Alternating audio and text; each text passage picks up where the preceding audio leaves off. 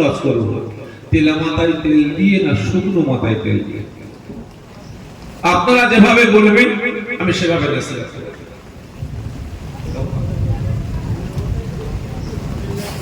বলেন তেলা মাথায় তেল দিয়ে না শুকনো মাথায় তেল দিয়ে? আমি আগে থেকে বলে দিই, আমি তেলা মাথায় তেল দিয়ে ওয়াজ করি না, কারণ আমি মনে করি তেলা মাথায় তেল দিয়ে নসিহত করাটা আমি শাফিঈ, আমার জন্য হারাম।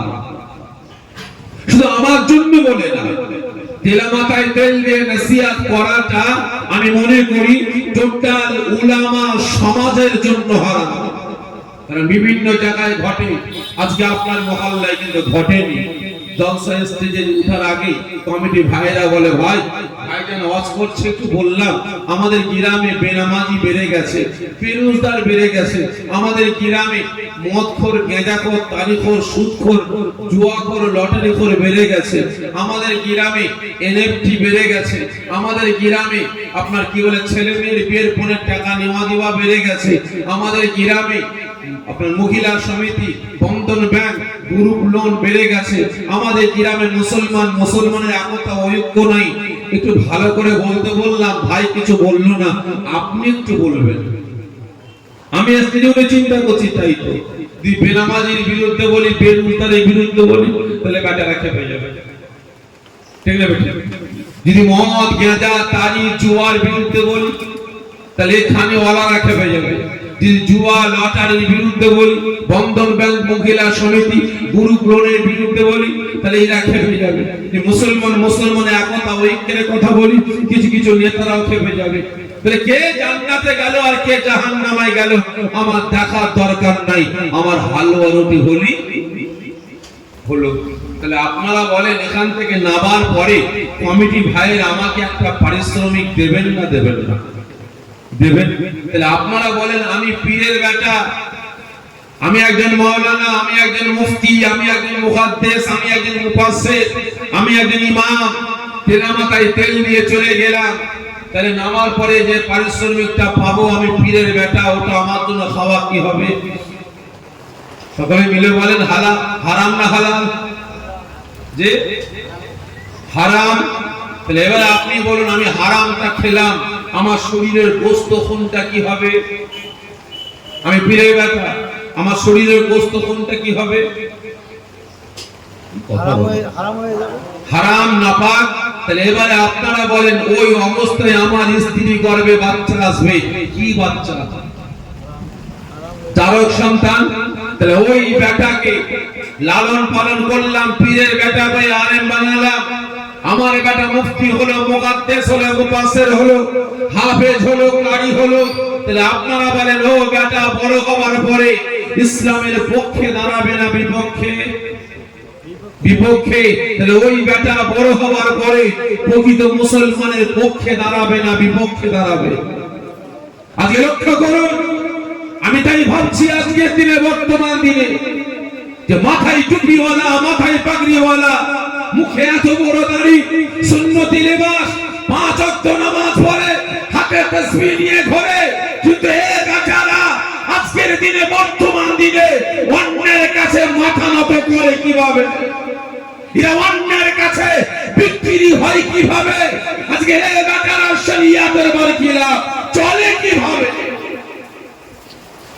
दाल में कुछ काला है, दाल में कुछ काला है, খারাপ করে নেবেন না। আজকে নামাজির ঘরে বেনামাজি হয় কিভাবে? বেরোজগারের ঘরে, রোজাদারের ঘরে বেরোজগার হয় কিভাবে? আলেমের ঘরে জালিম বাচ্চা হয় কিভাবে? বিজাদার ঘরে হারামজাদা হয় কিভাবে? কারণটা কি? হাজির ঘরে পাজি বাচ্চা হয় কেন? খারাপ করে নেবেন না, একটাই কারণ, সামনে যা আসে আমরা যাচাই করি না, কোনটা হারাম, কোনটা হালাল, কোনটা পাক, কোনটা নাপাক, কোনটা জায়েজ, কোনটা না জায়েজ, যাচাই করি না। হাতা গুটিয়ে যা পাই মেরে মুচড়ে হলারে ঢুকিয়ে দিই, ঠিক না বেটা? আজকে লক্ষ্য করুন চারিদিকে, এই তো কদিন আগে দেখলাম সোশ্যাল মিডিয়ার মাধ্যমে, দেখলাম যে মোদিজির কাছে, যে মোদিজি আজকে আমরা মুসলমান, আমাদের অস্তিত্বকে ধ্বংস করে দিয়েছে, যে আমাদের ভারত সরকার আমরা মুসলমান আমাদের অস্তিত্বকে শেষ করে দিয়েছে। আল্লাহ পাকের নামে সম্পদ, মসজিদ, মাদ্রাসা, ওয়াকফ সম্পদগুলো, কবরস্থান, ঈদগাহগুলোকে আজকে ছিনিয়ে নিয়েছে। তার কাছে গিয়ে টুপিওয়ালা, দাড়িওয়ালা, জুব্বাওয়ালারা গিয়ে হুজুর হুজুর করছে। কি দেখেননি সোশ্যাল মিডিয়ায়? দেখেননি? এই তো কদিন আগে ব্রিগেড সমাবেশ, ব্রিগেডের সভা হবে, 26 তারিখে হওয়ার কথা ছিল, ঠিক না বেটি? কিন্তু 26 তারিখকে কেন্দ্র করে এই টুপিওয়ালা, দাড়িওয়ালা, জুব্বাওয়ালারাই আমার বড় বড় ফতোয়া দিচ্ছে, ঠিক না বেটি? ই বলছে আমি ডাকি না, ও বলছে আমি ডাকি না, ই বলছে তোমরা কে যেতে পারো, তোমরা গেলে যদি আমাদের ঠান্ডা নিয়ে যাও তাহলে তোমাদের নামে কেস করে ভরে দেবো, ঠিক না বেটি? হচ্ছে না ভাই? কারণটা কি? একটাই কারণ, আগে বললাম, যাচাই বাছাই হয় না, যা পাই হলারে ঢুকিয়ে দিয়ে তাহলে হবে। সেজন্য ভাই জানতে চাইছি, আপনারা যেভাবে বলবেন আমি সেভাবে নসিহত করব, কিয়ামতের দিন ছাড় পেয়ে যাব। আপনারা বলেন, তেলা মাথায় তেল দিয়ে কথা বলবো না শুকনো মাথায় তেল দিয়ে কথা বলবো? শুকনো মাথায় দাও। হ্যাঁ, শুকনো মাথায়। শুকনো মাথায় তেল দিলে ভাই একটু কষ্ট হবে, আল্লাহ আছে ভাই, তেলও বেশি লাগবে। আর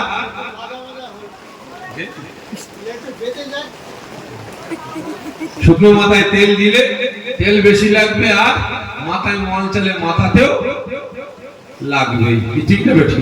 সহ্য করতে পারবেন তো? পারবেন তো? আমি আগে থেকে বলি, যারা পারবেন না ঘরে চলে যান, ওখানে গিয়ে লাফালাফি দাপাদাপি করবেন, অসুবিধা হবে না, দেখতে পাবো না। আর এখানে হলে ভাই দেখতে পাবো, অসুবিধা হবে। এখন অনুমতি দিয়েছেন, ইনশাআল্লাহ যতক্ষণ নসিহত করব শুকনো মাথাতেই তেল দেবো। তবে সর্বপ্রথম প্রশ্ন বলেন তো, আজ আপনারা জমজম করে পানি হচ্ছে, পানিকে পরোয়া না করে, আরামের ঘুম হারাম করে, কাজ কাম ত্যাগ করে, ব্যবসা বাণিজ্য বন্ধ করে এই রিয়াদুল জান্নাত, জান্নাতের বাগানে হাজির হয়েছেন, কার ভালোবাসা? আল্লাহ আল্লাহ রাসূলের। ঠিক করে বলবেন, আল্লাহ আল্লাহ রাসূলের ভালোবাসা। আল্লাহ রাসূলের ভালোবাসা, আল্লাহ রাসূলের ভালোবাসা। ভালোবাসেন আপনারা? এই ঠিক করে বলেন না, হ্যাঁ না না। ভালোবাসেন? জানের থেকে বেশি না কম? বেশি। ঠিক করে বলবেন, বেশি। জোরে বলেন, বেশি। ঠিক বলছেন? তো কষ্ট দিয়ে দেখি কতজন বলছেন হ্যাঁ জানের থেকে আল্লাহ রাসূলকে বেশি ভালোবাসি। হাতটা উঁচা করে তাকবীর দেন তো দেখি, নারে তাকবীর, নারে তাকবীর, হাত নামিয়ে দেন, আর একবার কষ্ট দেব।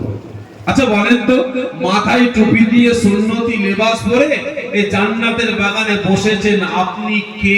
আপনার পরিচয়টা?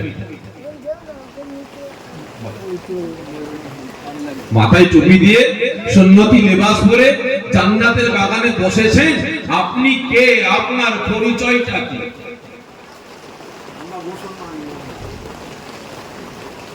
বলেন, সকলে মিলে বলেন।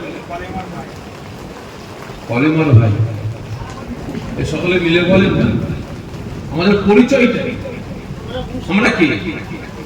যে দুজন বললেন মুসলমান, একজন বলছেন রাসূলের উম্মত। আপনারা কি বলেন? বলেন না, ভুল হতেই পারে। আমার দাদু থাকবে যে হুজুর কিবলা বলতে, বাবারা এই জান্নাতের বাগানটা হলো বয়োজ্যেষ্ঠ থেকে নিয়ে বাচ্চা পর্যন্ত সকলের জন্য মাদ্রাসা, এটা মক্তব, এটা স্কুল, এটা কলেজ, এটা ইউনিভার্সিটি। এখানে ভুল হতেই পারে, এটা হলো শুধরে নিবার জায়গা। তিনজন উত্তর পেলেন, আপনারা বলেন, খারাপ মনে নেবেন না। একজন ভাই আমার উত্তর দিলেন রাসূলের উম্মত। তাই যদি হয় তাহলে বিভিন্ন ধর্মের ভাইরা, হিন্দু, খ্রিস্টান, শিখ, পারসি, পাদ্রী, পাঞ্জাবি, এরা কি আমার আল্লাহ পাকের বান্দা না? নাকি আমার রাসূলের উম্মত না? এরাও তো রাসূলের উম্মত, এরাও তো আল্লাহ পাকের বান্দা। তাহলে আমার আপনার পরিচয়, আপনারা ঠিক বলেছেন, কে? আমরা মুসলমান। সকলে মিলে বলেন, আমার আপনার পরিচয় মুসলমান। ঠিক বললেন না ভেজাল? ঠিক বলছেন না ভুল বলছেন? খাঁটি না ভেজাল? সকলে মিলে বলেন, খাঁটি মুসলমান না ভেজাল মুসলমান? ভাই আমি যা বলি সামনাসামনি বলি, বলেন খাঁটি না ভেজাল? কথা বলে না। খাঁটি মুসলমান। খাঁটি? কতজন বলছেন হ্যাঁ আমি খাঁটি মুসলমান? তো আমার সঙ্গে হাতটা উঁচা করে তাকবীর দেন, নারে তাকবীর। আরো জোরে নারে তাকবীর, নারে তাকবীর। হাত নামিয়ে দেন। দুটো প্রশ্নের উত্তর দিলেন, ঠিক না বেঠিক? বলেন সত্য না মিথ্যা?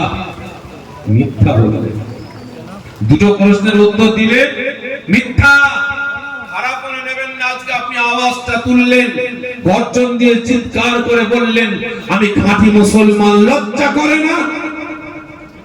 আমি খাঁটি মুসলমান। যদি আপনি খাঁটি মুসলমান হতেন তাহলে এই মুসলমান, খাঁটি মুসলমানের হাতে কোনোদিন মদ, গাঁজা, তাড়ি উঠতে পারে? জোরে বলেন। খাঁটি মুসলমান কোনদিন তার বাড়িতে বাড়িতে বন্ধন ব্যাংক, মহিলা সমিতি, কুনুক লোন ঢুকাতে পারে? খাঁটি মুসলমান কোনদিন মদের আড্ডাখানায়, জুয়ার আড্ডাখানায়, লটারির আড্ডাখানায় গিয়ে বসতে পারে? জোরে বলেন। আজকে আওয়াজ দিয়ে বললেন আপনি খাঁটি মুসলমান। আপনি বলুন খাঁটি মুসলমান কোনদিন বেনামাজি, বেরোজগার হতে পারে? বলেন পারে না। আজকে আপনি আওয়াজ দিয়ে বললেন আমি খাঁটি মুসলমান। এই মুসলমান আপনারা বলুন, আপনি যদি খাঁটি মুসলমান হতেন তাহলে খাঁটি মুসলমান কোনদিন গরিবের হক মেরে খেতে পারে? এতিম মিসকিনের হক মেরে খেতে পারে?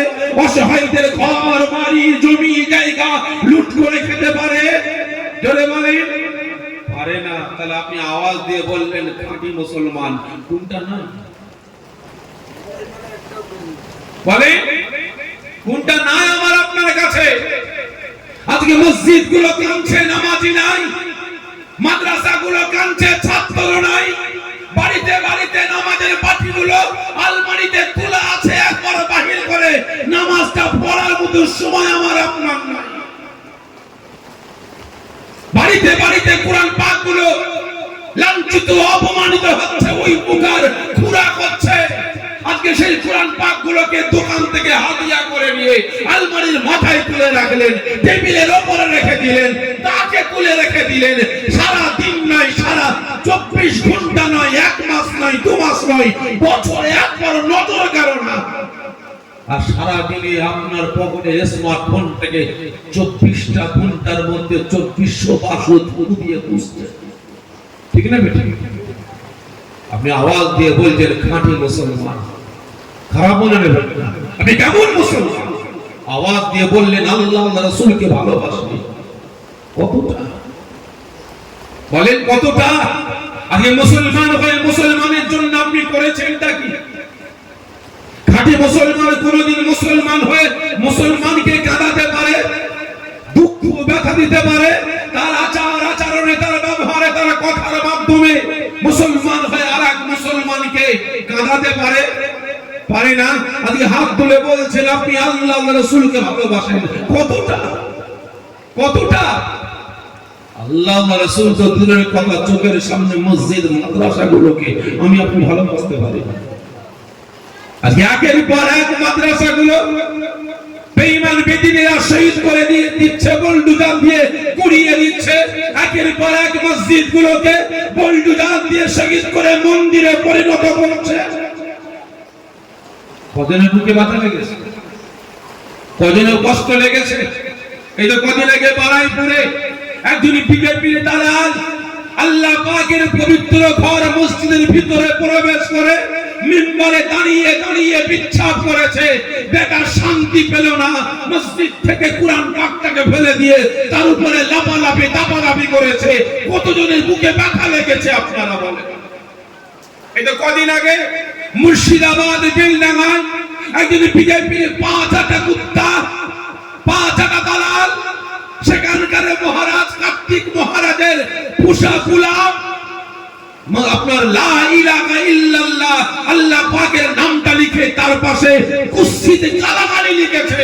গোটা মুসলমানের অন্তরটা কেঁদেছে। আপনারা বলেন আজকে যে মাদ্রাসায় কোরআনের শিক্ষা দেওয়া হয়, হাদিসের শিক্ষা দেওয়া হয়, যে মাদ্রাসায় পড়াশোনা করলে আল্লাহ ওয়ালা তৈরি হয়, যে মাদ্রাসায় পড়াশোনা করলে মানুষের মতো মানুষ তৈরি হয়, আজকে কিছু কিছু মানুষ তারা বলছে এই মাদ্রাসায় সন্ত্রাস শিক্ষা দেওয়া হয়, মাদ্রাসায় সন্ত্রাস তৈরি হয়, মাদ্রাসাগুলো বন্ধ করে দাও। আজকে দিকে দিকে মাদ্রাসাগুলো বন্ধ করে দেওয়ার নোটিশ পৌঁছে দেওয়া হয়েছে। কজনের বুকে মাথা লেগেছে বলেন? কজন মসজিদের ভিতরে প্রবেশ করে ওযু করে 2 রাকাত নফল নামাজ পড়ে আল্লাহ পাকের দরবারে কেঁদেছেন, আল্লাহ প্রতিবাদ করার মতো ক্ষমতা আমার নাই, প্রতিবাদ করার মতো জবান আমার নাই। আল্লাহ আপনার শান মান ইজ্জতকে নিয়ে বেইজ্জতি, রাসূল পাকের ইজ্জতকে নিয়ে বেইজ্জতি করা হচ্ছে। আল্লাহ সহ্য হয়নি। আল্লাহ 2 রাকাত নফল নামাজ পড়ে আল্লাহ আপনার কাছে বিচার দিলাম, আল্লাহ আপনি ওদেরকে হিদায়াত দান করুন, আল্লাহ আপনি ওদেরকে হিদায়াত দান করুন। যদি হিদায়াত না হয় আল্লাহ আপনাদেরকে ধ্বংস ধূলিসাৎ করে দেন। কজন দোয়া চেয়েছে বলেন? আজকে আমরা মুসলমান, আমরা বর্তমান দিনে ভারতের মুসলমান, আমরা বেঁচে মরে আছি। আমরা বেঁচে মরে আছি। জানেন আগামী দিন আপনার কবরস্থান, কবরে দাফন দেওয়া যাবে না। আপনার মহল্লার মসজিদ আপনার বাপ দাদা দান করেছে, আলহামদুলিল্লাহ করেছেন, এই মসজিদে যখন তখন ঢুকে গিয়ে নামাজ পড়তে পারবেন না।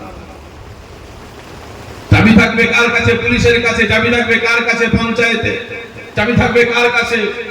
বিডিওর কাছে, ডিএম এর কাছে ফোন করতে হবে। সমস্ত মুসল্লি মসজিদের সামনে গিয়ে ঘুরঘুর করবে। কি হবে? নামাজ পড়বো। ঘুরঘুর করছেন কেন? তালা মারা। পুলিশ আসবে, গেট খুলবে, ঢুকবেন, নামাজ পড়বেন। নামাজ পড়া কমপ্লিট। আপনি তো কোরআন পাক তেলাওয়াত করতে বসবেন, তাসবিহ তেলাওয়াত করতে বসবেন, পুলিশ গিয়ে বলবে নামাজ হয়ে গেছে, বেরিয়ে যাও, তালা মেরে চলে যাও। ভালো করে বুঝবেন, আপনার আব্বা জান দান করেছে কবরস্থান, আপনার আব্বা ইন্তেকাল করেছে, আপনাকে ফোন করতে হবে ভিডিও ডিএম কে যে সাহেব আমার আব্বা জান কবরস্থানের জায়গা দান করেছিলেন, আমার আব্বা জান ইন্তেকাল করেছে, এখন কবরটা কি এখানে দেব? ডিএম যদি বলে হ্যাঁ কবর করেন তাহলে খুঁজতে পারবেন, না হলে সরকারি আইন অমান্য করার জন্য দেশদ্রোহী ইসলাম মেরে জেলে ভরে দেবে। ঠিক না বেটা? ভালো করে বুঝবেন। আজকে আমি আপনি মুসলমান, হাত তুলে বলছি আল্লাহ রাসূলকে ভালোবাসি। কতটা ভালোবাসি বলেন? আজকে আপনি আপনার পাড়ার মসজিদ, মাদ্রাসা, মক্তবগুলোকে বাঁচাতে পারেন। আজকে আওয়াজ দিয়ে বলছি আল্লাহ রাসূলকে ভালোবাসি। কতটা প্রেম করেন আজকে রাসূল আমাকে আপনাকে কতটা ভালোবাসেন। এতগুলো মুসলমান এখানে বসে আছেন, আওয়াজ দিয়ে বলতে পারেন যে রাসূলকে ভালোবেসে এক ফোঁটা চোখের পানি ফেলেছি বলেন? আগে রাসূলের জন্য মার খেয়েছেন, বলছেন এখানে হাত তুলতে পারেন যে রাসূল পাকের জন্য মার খেয়েছে, রাসূল পাকের জন্য থাপ্পড় খেয়েছে, মসজিদ মাদ্রাসাকে বাঁচাবার জন্য মার খেয়েছে। কেউ আছেন? আপনারা মার খাননি বলেন? মার খাননি? অনেকে খেয়েছেন, ঝগড়া করেননি আপনারা? করেছেন। তার জন্য আল্লাহ রাসূলের জন্য না, না দুনিয়ার জন্য। ঠিক না বেঠে? আর আজকে রাসূল মার খাচ্ছেন আমার আপনার জন্য। একদিন নবী আমার মক্কা শরীফে গেছেন, অনেক বড় কথা সংক্ষেপে বোঝাবার জন্য বলছে। নবী আমার মক্কা শরীফে গেছেন, কলেমার দাওয়াত দিচ্ছে। কলেমার দাওয়াত দিচ্ছে কাদের কাছে? কুরাইশ গোত্রের মানুষদের কাছে, মক্কার মানুষদের কাছে। ও আমার ভাইজানেরা, ও নবী পাকের আশিকেরা, ও শুনো ভাই, আল্লাহ পাকের রাসূল, আল্লাহ পাকের হাবিব, বাবা মাদার নবী, এদিকে সেই নবী আমার মক্কা শরীফে গিয়ে কাবা শরীফের সম্মুখে উঁচু পাথরের উপরে দাঁড়িয়ে কলেমার দাওয়াত দেওয়া শুরু করলেন। আওয়াজ দিয়ে বলতে আরম্ভ করলেন, এ মক্কার মানুষেরা, এই কুরাইশ গোত্রের মানুষেরা, আল্লাহকে আল্লাহ বলে বিশ্বাস করে নাও, আমাকে নবী বলে গ্রহণ করে নাও। যদি জায়গায় ছেড়ে দাও, চিন্তায় ছেড়ে দাও, জেনাভাবে ছেড়ে দাও, আল্লাহ পাক তোমাদের সারা জীবনের জিন্দেগির গুনাহগুলিকে আল্লাহ পাক মাফ করে দেবেন। ওই সময় নবী আমার যখন কলেমার দাওয়াত দেওয়া শুরু করলেন, একের পর এক কুরাইশ গোত্রের মানুষেরা রাসূল পাকের হাত মুবারক জড়িয়ে ধরে লা ইলাহা ইল্লাল্লাহ মুহাম্মাদুর রাসূলুল্লাহ সাল্লাল্লাহু আলাইহি ওয়াসাল্লাম এই কলিমা বলে একের পর এক মুসলমান হতে আরম্ভ করলেন। এই সংবাদটা চলে যায় সে সময়কার বড় নেতা আবু জেহেলের কাছে সংবাদ পৌঁছে যায়। আবু জেহেলকে গিয়ে বলা হয়, হে আবু জেহেল, আপনি আমাদের নেতা, আপনি আমাদের সরদার, আজকে আপনার পরিবারের খানদান, আজকে আপনার পরিবারের সন্তান আব্দুল্লাহর বেটা মুহাম্মদ এই মক্কার জমিনে দাঁড়িয়ে তার ধর্মের প্রচার করছে। একের পর এক মানুষ তার ধর্মে চলে যাচ্ছে, আমার ধর্ম ফাঁকা হয়ে যাবে। জান আপনার ভাতিজাকে কি একটু রুখে দেয়। আবু জেহেল সংবাদকে থাকতে পারে না, পাগলের মতো ছুটে এসেছে, যা আমার ভাতিজা সব সর্বনাশ করে ফেলবে। কেন? তার ধর্মে সব মানুষ চলে যাচ্ছে, আমার ধর্ম ফাঁকা হয়ে যাবে। আবু জেহেল রেগে মেগে এসে হাজির, গর্জন দিয়ে বলে, আব্দুল্লাহর বেটা মুহাম্মদ, এখানে আমার ধর্ম ছাড়া অন্য কারো ধর্মের প্রচার চলবে না, বন্ধ কর। নবী আমার কোনো কথা বললেন না, কলেমা দাওয়াত দিয়ে যাচ্ছেন। আবু জেহেল থাকতে না পেরে উত্তেজিত হয়ে গিয়ে রাসূল পাকের শের মোবারকে আঘাত করে। নবী পাকের শের মোবারকটা ফেটে গিয়ে ফিনফিনি দিয়ে খুন ছুটতে লাগে। নবী আমার মাটিতে বালুতে পড়ে গিয়ে গড়াগড়ি খাচ্ছেন, চিৎকার করে কাঁদতে বলেন, আল্লাহ, আমার আব্বা জান নাই, আমার আম্মা জান নাই, আমার ভাই নাই, আমার বোন নাই, আল্লাহ আমার চাচা আমাকে আঘাত করেছে। নবী আমার দুঃখে থাকতে না পেরে মক্কার জমিন ত্যাগ করে জঙ্গলের দিকে পাড়ি দিতে আরম্ভ করলেন। জঙ্গলের দিকে চলে যাচ্ছে। আর ওই সময় নবী পাকের আপন বলতে একমাত্র কে ছিলেন? তিনার চাচা হযরত হামজা। আর কেউ ছিল? সব দুশমন। কিন্তু ওই সময় হযরত হামজা বাড়িতে ছিলেন না, তিনি ছিলেন জঙ্গলে শিকার করতে গিয়েছিলেন। হযরত হামজা যখন গভীর জঙ্গলের ভিতরে প্রবেশ করছেন, সম্মুখে একটা হরিণী আবু হামজার দিকে তাকিয়ে গাল লড়িয়ে তার ভাষাতে চিৎকার করে কেমন যেন কথা বলছে। হামজা বুঝতে পারছে না। আর হামজা এই ধনুকটা রেডি করেছে ওই হরিণীকে শিকার করবে। হরিণী চোখ দিয়ে টপ করে পানির টুসা পড়ছে। হরিণী কেমন যেন কথা বলছে, হামজা বুঝতে পারেনি। হামজা শিকার করার জন্য রেডি হয়েছে। হরিণী মনে মনে ভাবতে লাগে, যা, যদি হামজা যদি আমাকে আঘাত করে দেয়, ধনুক থেকে দিকটাকে ছেড়ে দেয়, তাহলে আমি হরিণী মারা পড়ে যাব, তাহলে আমার দুঃখের কথাটা আমি হামজাকে বলতে পারবো না। হরিণী ছুটতে আরম্ভ করে, রাসূল পাকের চাচা হামজাও ছুটতে লাগে হরিণীর পিছনে শিকার করার জন্য। ও আমার ভাইজানেরা, ও নবী পাকের আশিকেরা, ওই সময় আমার পশু হরিণী বুক ভরা ব্যথা, চোখ ভরা পানি নিয়ে কাঁদতে ঘাড় বেঁকিয়ে তার ভাষাতে হামজাকে বুঝাতে চায়, তার কথাটা হামজা বুঝতে পারে না। ওই সময় নবী পাকের চাচা হামজা শিকার করার জন্য ধাওয়া করে। হরিণী ছুটতে লাগে, হরিণী থাকতে না পেরে বুক ভরা ব্যথা, চোখ ভরা পানি নিয়ে আল্লাহ পাকের কাছে ফরিয়াদ করতে আরম্ভ করে, আমার আল্লাহ, আমার রব, আমার প্রভু, আজকে আপনার হাবিব, আল্লাহ আপনার দোস্ত, আপনার বন্ধু, আখিরি জামানার নবী, রাহমাতুল লিল আলামিন, শাফিউল নবী, আমাদের নবী মুহাম্মদুর রাসূলুল্লাহ সাল্লাল্লাহু আলাইহি ওয়াসাল্লামকে আবু জেহেল আঘাত করেছে।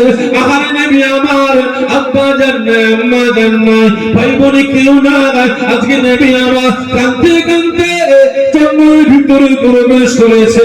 আহারে আমি এতবার বলার চেষ্টা করি, আমি তাকে বুঝাবার চেষ্টা করি, আল্লাহ আমার ভাষাটা হামজা বুঝতে পারে না। আল্লাহ আমি আবার বসে করিনি, আপনার দরবারে ফরিয়াদ করেছি, আল্লাহ পাক আপনি আমার জবানটা খুলে দেন, আপনার হাবিবের পক্ষে, আপনার রাসূলের পক্ষে, আল্লাহ আমার নবী পাকের পক্ষে আমি জঙ্গলে পশু করিনি, আমি কথা বলতে চাই। ওই সময় আল্লাহ রাব্বুল আলামিন আর থাকতে পারলেন না, গায়েবী আওয়াজ দিয়ে মালাইকা ফেরেশতাদের দেখাতে লাগে, আমার মালাইকা ফেরেশতারা একবার জমিনের দিকে তাকিয়ে দেখো, আমরা পশু করিনি, আমি আল্লাহ পাক আমার হাবিবের পক্ষে কথা বলতে চাই, আমার বন্ধুর পক্ষে কথা বলতে চাই। আমি আল্লাহ পাক জানিয়ে দিলাম যে আমার মাখলুকাত, যে আমার বান্দা বান্দীরা, আমি আল্লাহ পাক আমার হাবিবের পক্ষে যাই, আমার বন্ধুর পক্ষে যাই। আমি আল্লাহ পাক কথা দিলাম, আমি আল্লাহ পাক স্বয়ং নিজে ওই বান্দা বান্দির পক্ষে চলে যাই।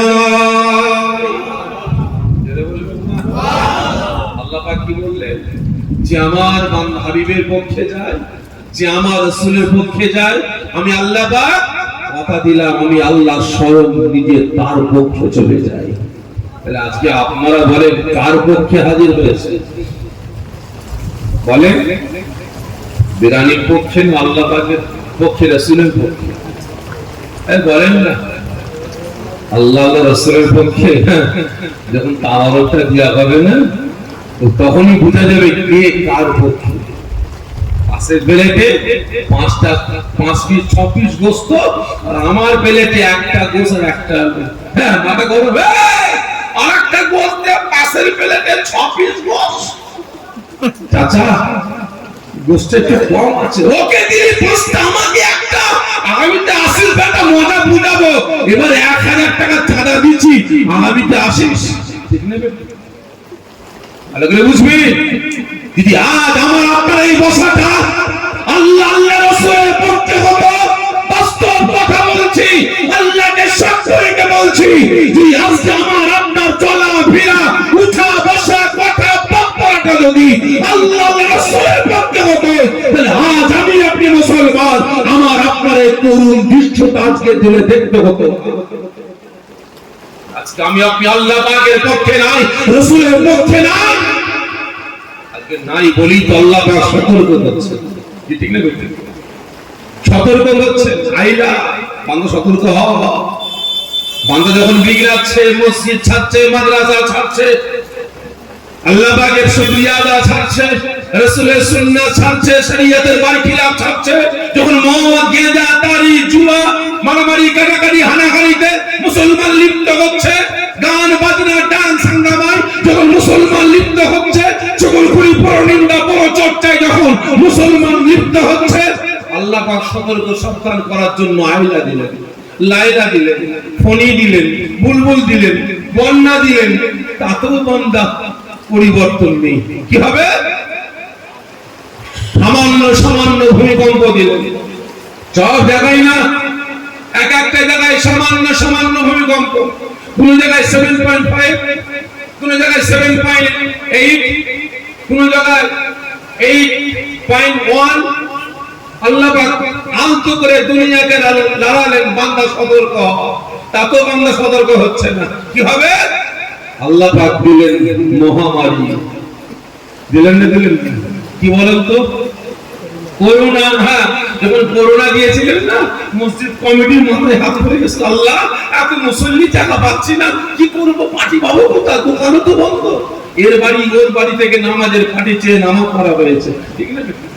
আর যখনই করোনা পয়াগা, মুসল্লিও পয়াগা, ঠিক না? ঠিক বাস্তব বলছি ভাই, বিভিন্ন জলসায় যায়, কমিটি ভাইরা চিঠি লিখে বলে, ভাইজান আমাদের মহল্লায় মসজিদে 5 ওয়াক্ত নামাজ হয়, সারাদিন 5 ওয়াক্ত নামাজে মাত্র 3 থেকে 4 জন করে মুসল্লি, খুঁজে পাওয়া যায় না মুসল্লি, ঠিক না বেটি? জানেন আপনার মহল্লায় কি হয়?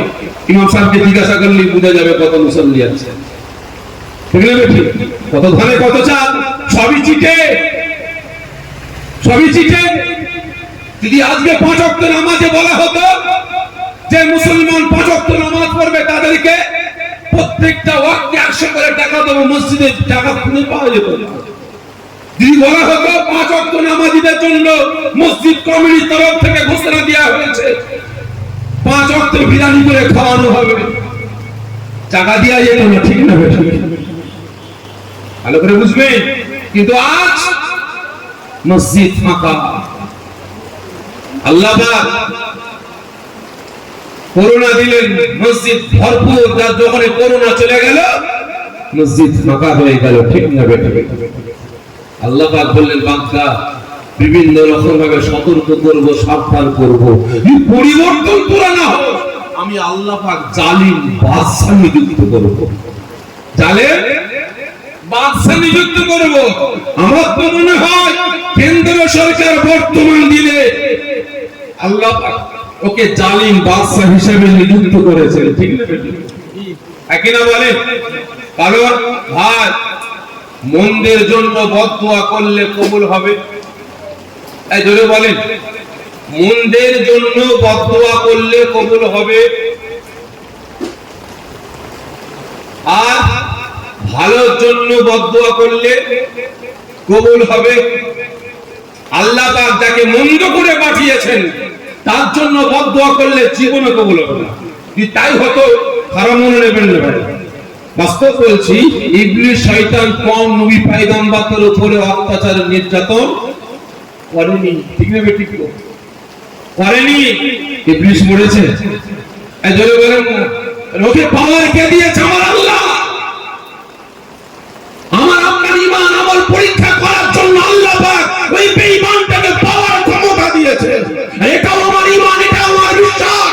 আজকে মোদি সরকারকে চায়ের দোকান থেকে তুলে নিয়ে কোটিতে বসিয়েছে আল্লাহ পাক আমার আপনার ঈমানি পরীক্ষা করার জন্য, ঠিক না বেটি?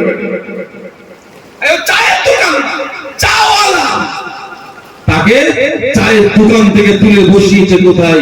প্রধানমন্ত্রীর চেয়ারে, ঠিক না বেটি? এটা আমার বিশ্বাস। ও জালিম বাদশা আল্লাহ ওকে পাওয়ার দিয়েছে, ক্ষমতা দিয়েছে। আজকে আমরা মুসলমান, আমাদেরকে সতর্ক করানোর জন্য, ঠিক না বেটি? তবে হ্যাঁ, আল্লাহ পাকের দরবারে একটু শুকরিয়া আদায় করব। আমি বড় খুশি হয়েছি ভাই, এই মোদী সরকার যে গদিতে বসেছে না, বাস্তব বলছে আমি খুব খুশি হয়েছি। আপনারা কি খুশি হয়েছেন?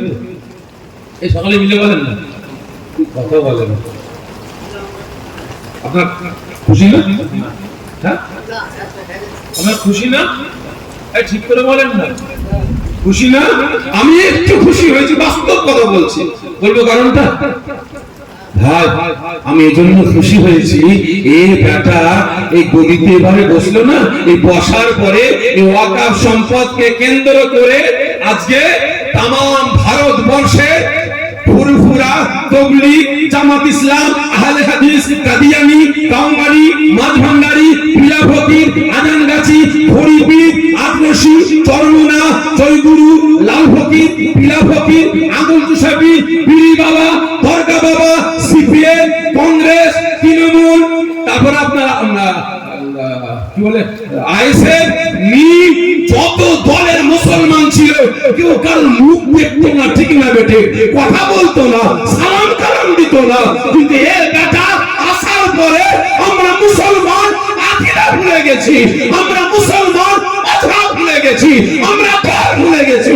এখন ইসলামকে রক্ষার জন্য, মসজিদ মাদ্রাসাগুলোকে বাঁচাবার জন্য আমরা মুসলমান কাঁধে কাঁধটা আমরা মিলাতে পেরেছি, ঠিক না বেটে?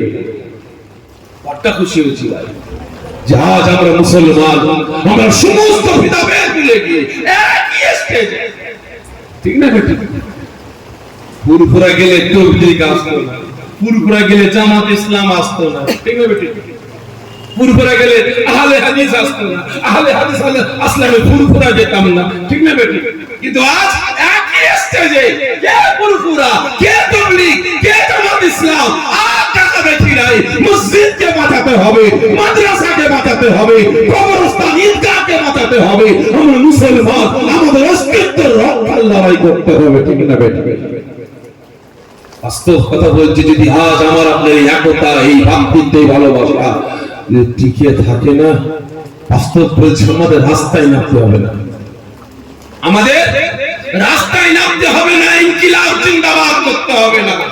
যদি আমাদের একতা, এই ঐক্য, এই ভাতৃত্ব, এই ভালোবাসা এক রেখে ঈমানি পাওয়ারটা যদি আমরা বাড়াতে পারি, এটা আমার ঈমান, এটা আমার বিশ্বাস। এই মুসলিম সমাজকে বাঁচাবার জন্য, মসজিদ মাদ্রাসাগুলোকে বাঁচাবার জন্য, যেমন আল্লাহ পাক কাবাকে রক্ষা করার জন্য আমাদের পথে আল্লাহ পাক পাঠিয়েছিলেন, এটা আমার বিশ্বাস। এই মুসলিম সমাজকে বাঁচাবার জন্য, মসজিদ মাদ্রাসাকে বাঁচাবার জন্য অসংখ্য মালায়েকা ফেরেশতা আল্লাহ পাক জমিনে নামিয়ে দিয়ে আমাকে আপনাকে হেফাজত করবে। এটা আমার ঈমান, এটা আমার বিশ্বাস। কিন্তু জানি না কদিন টিকবে। ভাঙন তো আবার শুরু হয়েছে, কি ঠিক না বেঠিক? ভাঙন আবার শুরু হয়েছে। তাই প্রত্যেকের কাছে আমি জোরহাত করে বলবো, আপনাদের পায়ে হাত দিয়ে বলবো, যা হবার হয়ে গেছে, আগে ধর্মকে বাঁচান, আগে ধর্মকে বাঁচান, মসজিদকে বাঁচান, মাদ্রাসাকে বাঁচান, ওয়াকফ সম্পত্তি বাঁচান। তারপরে নয় আবার বেঁচে গেলে দলাদলিটা হবে, কি ঠিক না বেঠিক? বেঁচে গেলে তারপরে আবার দলাদলি করবো, তুমি ফুলপুরে আমার জায়গায় আসবে না, আমি তবলিগ তোমার জায়গায় যাবো, তখন পরে হবে। আগে রক্ষা হোক, ঠিক না বেঠিক? আজকে হাত তুলে বলছেন আল্লাহ আল্লাহ রাসূলকে ভালোবাসি, কতটা?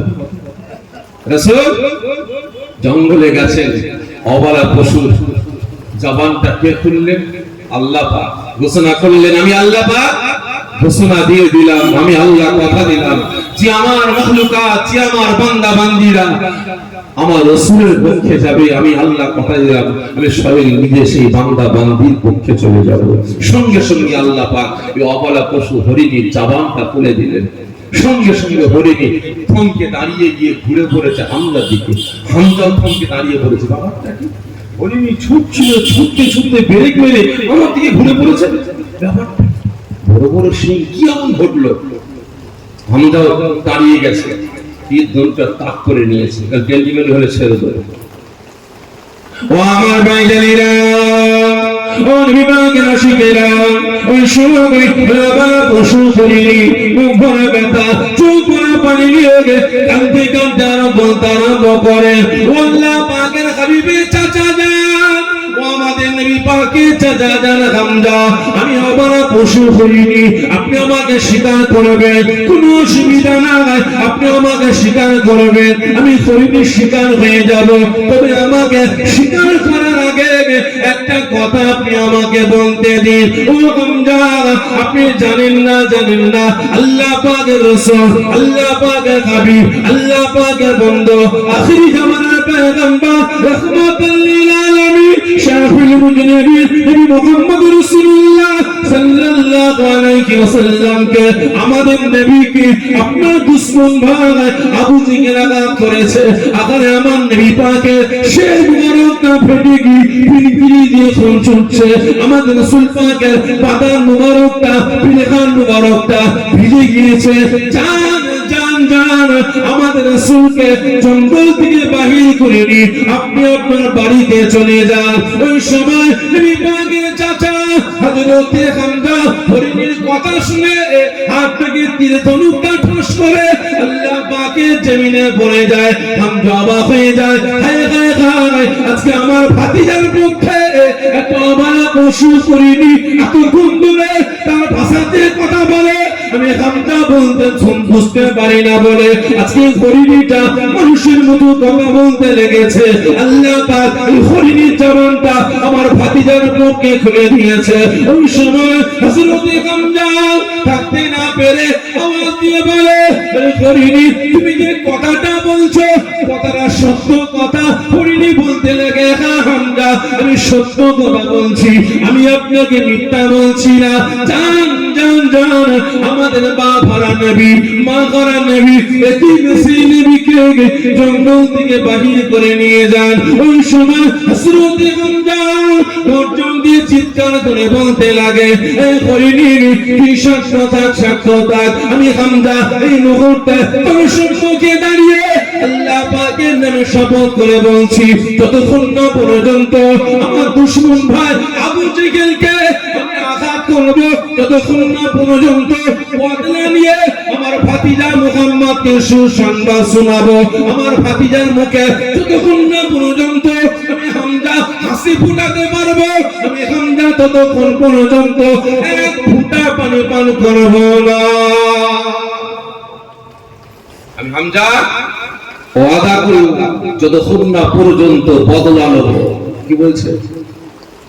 বদলা, প্রতিশোধ নেব, আবু জেহেলকে মারবো, মেরে আমার ভাতিজাকে সুসংবাদ দিয়ে ভাতিজার মুখে হাসি ফুটাতে পারবো, ততক্ষণ পর্যন্ত আমি হামজা এক ফুটা পানি পান করব না। ভালো করে বুঝবেন, ওয়াদা করে স্বীকার না করে বাড়িতে আসছে। পথে তিনার বাড়ির দাসীর সঙ্গে সাক্ষাৎ। দাসী ওই সময় আওয়াজ দিয়ে বলে, মুনি আপনি কোথায় গিয়েছিলেন? কেন আপনি জানেন না? কি হয়েছে? আপনার ভাই দুশমন ভাই আবু জেহেল আপনার ভাতিজা মুহাম্মদকে আঘাত করেছে। মুহাম্মদের নাকি মাথা ফেটে গেছে, পিরাকান মুবারকটা লালে লাল হয়ে গেছে, কাঁদতে কাঁদতে জঙ্গলের দিকে চলে গেছে। বাড়ি যাচ্ছে। যখনই মহলের ভিতরে প্রবেশ করবেন, চৌকাটের সামনে দাঁড়িয়েছেন, দেখেন বাড়ির বারান্দায় নবী পাকের চাচি আম্মা বসে কাঁদছেন, ছটকি করছে। আহারে, যদি আজ আমার ভাই আব্দুল্লাহ বেঁচে থাকতো, যদি আমার বোন আমেনা বেঁচে থাকতো, তাহলে আব্দুল্লাহর বেটা মুহাম্মদের গায়ে কেউ হাত তুলতে পারতো, এটা কেউ মানতে পারতো। কারণ আজকে আপনারই গ্রামে একটা বাবারা মাহারা ছেলে, বাবারা মাহারা ছেলে সামান্য একটা কোনো ভুল করে ফেলেছে, সামান্য করে ভুল করে ফেলেছে। এলাকার 8 জন 10 জন 20 জন ধরে যে তাকে দলাদল করে মারে, হাত পা ভেঙে দেয়, মাথা ফাটা ফাটিয়ে দেয়, তাহলে বাকি এলাকার কিছু কিছু ভালো মানুষ আছে না? না, তারা লাফালাফি ছাত্রছাত্রী করবে না? আহারে, বাবারা মাহারা ছেলে ভুল নাই করেই ফেলেছে, ওকে ভুল মানতে হবে। যদি আজকে বাপ বেঁচে থাকতে হলে মারতে পারতো কি? অনেকে মনে মনে ভাবে না ভাবে। বিভাগে চাচি আম্মা যান বাড়িতে বসে বসে এই কথাটা চিৎকার করে বলছেন আর কাঁদছেন। হযরত হামজা যখন মহলের ভিতরে প্রবেশ করেছেন, বিভাগে চাচি আম্মা যান স্বামীকে দেখে আর থাকতে পারলেন না, বারান্দা থেকে ছুটে আসলেন স্বামীর কাছে। আমার স্বামী, আপনি গিয়েছিলেন কোথায়? আপনি জানেন না আপনার ভাই আবু জেহেল আপনার ভাতিজা আব্দুল্লাহর বেটা মুহাম্মদকে আঘাত করেছে। আজকে আমার ভাই আব্দুল্লাহ যদি বেঁচে থাকতো, আমার বোন আমেনা যদি বেঁচে থাকতো, তাহলে আজকে মুহাম্মদকে কেউ মারতে পারত? আজকে আপনার ছেলেটাকে কত কষ্ট দিয়েছে, আজকে সে কতই না ব্যথা পেয়েছে, নিজের ঘরে না এসে জঙ্গলে চলে গেছে। মা নেই তো কি হয়েছে? মুহাম্মদকে নিয়ে আসবেন, আমি আমার মায়ের মায়া মমতা ভালোবাসা দিয়ে আমি আমার শাড়ির আঁচল দিয়ে মুহাম্মদের চোখের পানি মুছিয়ে দেব। আপনি বাপ, আপনি চাচা, বাপ নাই তো কি হয়েছে? বাপের মায়া মমতা ভালোবাসা দিয়ে মুহাম্মদকে জঙ্গল থেকে নিয়ে এসে আমার কোলে তুলে দেন। আমি মা হিসাবে মায়ের মায়া মমতা দিয়ে মুহাম্মদকে বুকে আগলে নেব, জড়িয়ে নেব। জড়িয়ে বলেন না সুবহানাল্লাহ। ও আমার ভাইজানেরা, ও নবী পাকের আশিকেরা, ওই সময় নবী পাকের চাচা হযরত হামজা তিনি সময় আর থাকতে পারলেন না, বিকট আওয়াজ করে স্ত্রীকে বলতে আরম্ভ করলেন, আমার বিবি তুমি সাক্ষী রাখো, তুমি সাক্ষী দেখো, সাক্ষী দেখো, আমি জঙ্গলে গিয়েছিলাম, সেই কথাটা একটা জঙ্গলে পশু করিনি আমাকে জানিয়েছে, আমি সেখানে ওয়াদা করেছি, এই মুহূর্তে আপনার সম্মুখে দাঁড়িয়ে আমি হামজা ওয়াদা করেছি, আল্লাহ পাকের নামে শপথ করে বলছি, যতক্ষণ না পর্যন্ত আমার দুশমন ভাই আবু জেহেলকে মারবো, বদলা নেব, প্রতিশোধ নেব, নিবার পরে এই সংবাদটা আমার ভাতিজার কাছে দেবো। আমার ভাতিজার মুখে যতক্ষণ না পর্যন্ত আমি হামজা হাসি ফুটাতে পারবো না, আমি হামজা ততক্ষণ পর্যন্ত এক ফোঁটা পানি পান করবো না। ওয়াদা করলেন, শপথ করলেন। কি করবেন? জোরে বলেন, কি করবেন? বদলা নেবেন, প্রতিশোধ নেবেন। কার দুশমন? জোরে বলেন, কার দুশমন? রাসূলের দুশমন হামজা। আর ঘরের ভিতরে গেলেন না, হাত মুখ ধুলেন না, পোশাক বদলালেন না, খাওয়া দাওয়া করলেন না, ছুটলেন কোথায়? আবু জেহেলের বাড়িতে। গর্জন দিয়ে চিৎকার করে বলে, এই আবু জেহেল! ভিতর থেকে আওয়াজ আসছে, কে? আমি হামজা, বেরিয়ে আয়। আবু জেহেল বেরিয়েছে। কি হয়েছে ভাই? বলে, এত বড় সাহস, তোর এত বড় আসমানটা কি ভেবেছিস? আজকে আমার ভাই আব্দুল্লাহ নাই, আমার বোন আমিনা নাই বলে মুহাম্মদের কেউ নাই। শুনে রেখে যে আমি হামজা বেঁচে আছি, যতদিন আমি হামজা বেঁচে থাকবো আমার ভাতিজা মুহাম্মদের গায়ে হাত দিয়ে তো দূরের কথা, একটা প্রশংসা সোজা করতে আমি দেবো। সঙ্গে সঙ্গে আবু জেহেলের উপরে আঘাত করেছে। আবু জেহেল জমিনে পড়ে গিয়ে কাতরাচ্ছে, লাফালাফি, চটকা চটকি করছে। বদলা নিয়েছি, প্রতিশোধ নিয়েছি। সুসংবাদ দেবো কাকে? রাসূল পাক পথে বেরিয়েছে। আমার ভাতিজা গেল কোথায়, একে জিজ্ঞাসা করে আমার ভাতিজাকে দেখলে, ওকে জিজ্ঞাসা করে আমার ভাতিজাকে দেখলে, না দেখিনি। আস্তে আস্তে হাঁটতে হাঁটতে জঙ্গলের কাছে যাচ্ছে, একদল পথিক হেঁটে হেঁটে আসছে, গিয়ে হাজির, এই আমার ভাতিজাকে তোমরা দেখেছো? হ্যাঁ দেখেছি। পিরান মুবারকটা লালে লাল হয়ে গেছে, কাঁদতে কাঁদতে জঙ্গলের ভিতরে প্রবেশ করেছে। যান আপনার ভাতিজাকে জঙ্গল থেকে বাহির করে নিয়ে বাড়িতে চলে যান। হযরত হামজা জঙ্গলের ভিতরে প্রবেশ করেছে। যাবো কোন দিকে? বিরাট বড় জঙ্গল, ভাতিজা আছে কোন দিকে, গেছে কোন দিকে, অনেক সময় পার হয়ে গেছে, আমি যাবো কোন দিকে, কোথায় গেছে আমার ভাতিজা? বিরাট জঙ্গল, এক পা দু পা তিন পা করে এগোতে লেগেছেন। হঠাৎ করে একটা কাকুতির মিনতির আওয়াজ কানে কানে কানে ভেসে ভেসে আসতে লেগেছে। থমকে দাঁড়িয়ে গেলেন, আওয়াজটা ভালো করে শুনছে। কি আওয়াজ? যে আল্লাহ আল্লাহ ওরা আমাকে চিনতে পারে, আল্লাহ ওরা আমাকে বুঝতে পারে, আল্লাহ ওরা আমাকে আঘাত করেছে বলে ওদের উপরে বেকার হয়ে যাবেন না, আল্লাহ আপনি ওদের উপরে নারাজ হয়ে যাবেন না, আল্লাহ ওরা আমাকে মেরেছে বলে আপনি বেকার হয়ে গজব দেবেন না, আল্লাহ ওরা যদি আপনাকে আল্লাহ বলে বিশ্বাস না করে, আমাকে নবী বলে গ্রহণ না করে, ওদের ছেলেরা তাদের ছেলেরা তাদের ছেলেরা আল্লাহ আপনাকে আল্লাহ বলে বিশ্বাস করে নেবে, আমাকে নবী বলে গ্রহণ করে নেবে, আল্লাহ আপনি যদি বেকার হয়ে গিয়ে ওদের বংশকে ধ্বংস করে দেন, তাহলে আল্লাহ আর কেউ আল্লাহ বললে ওয়ালা থাকবে না। জোরে বলবেন না সুবহানাল্লাহ। হযরত হামজা মনে মনে ভাবছেন, এই আওয়াজ কাকুতি মিনতি আমার ভাতিজা ছাড়া অন্য কারো হতে পারে না, এই কাকুতি মিনতি এই দোয়া আমার ভাতিজা ছাড়া অন্য কারো হতে পারে না। আওয়াজটা শুনে হামজা ছুটছেন। বেশ কিছু দূর যাওয়ার পরে একটা ঝোপ জঙ্গল, ওই জঙ্গলের ভিতরে নবী আমার সিজদায় পড়ে ধুলোবালি মাখা অবস্থায় আল্লাহ পাকের দরবারে ফরিয়াদ করছে। হামজা গিয়ে হাজির, নবী আমার কাঁদতে কাঁদতে বলছে, আল্লাহ ওরা আমাকে মেরেছে বলে, আঘাত করেছে বলে আল্লাহ ওদেরকে ধ্বংস করে দেবেন না, আল্লাহ ওদের বংশকে ধ্বংস করবেন না, আল্লাহ দোয়া চাইছেন। ওই সময় হযরত হামজা গিয়ে হাজির, আওয়াজ দিয়ে বলে, ভাতিজা আমি তোমার চাচা তোমার কাছে এসেছি, বাপ মাথা তোলো, তোমার জন্য সুসংবাদ নিয়ে এসেছি।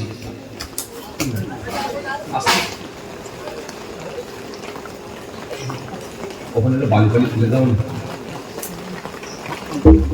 ভালো করে বুঝবে। ওই সময় কি যেন বলতে গেলাম আসলে একটুখানি মেমোরি তো হয়, চারিদিকে তোমার করে ঘুরছে। নবীজির সাথে বলতে আসলো যে ছাড়লাম প্রতিশোধ নিতে আওয়াজ শুনছেন, ট্রাই করে দেখছি, দেখো এখানে মন পাখিটা কোথায়। ভাতিজা শের মুবারক তোলো, মাথা তোলো, সুসংবাদ নিয়ে এসেছি। আপনারা বলেন যদি এই জায়গায় আমি আজকে জলসায় আসলাম, আপনার কি রাখবেন? কোনো মানুষ আমার সঙ্গে বিয়াদবি করল, আমি জলসা থেকে ঘরে চলে গেলাম, আর কালকে আপনার এক মাস গিয়ে হাজির, কি ব্যাপার হঠাৎ করে আজকে এখানে, কালকে দেখা হলো তো আমার বাড়িতে কেন?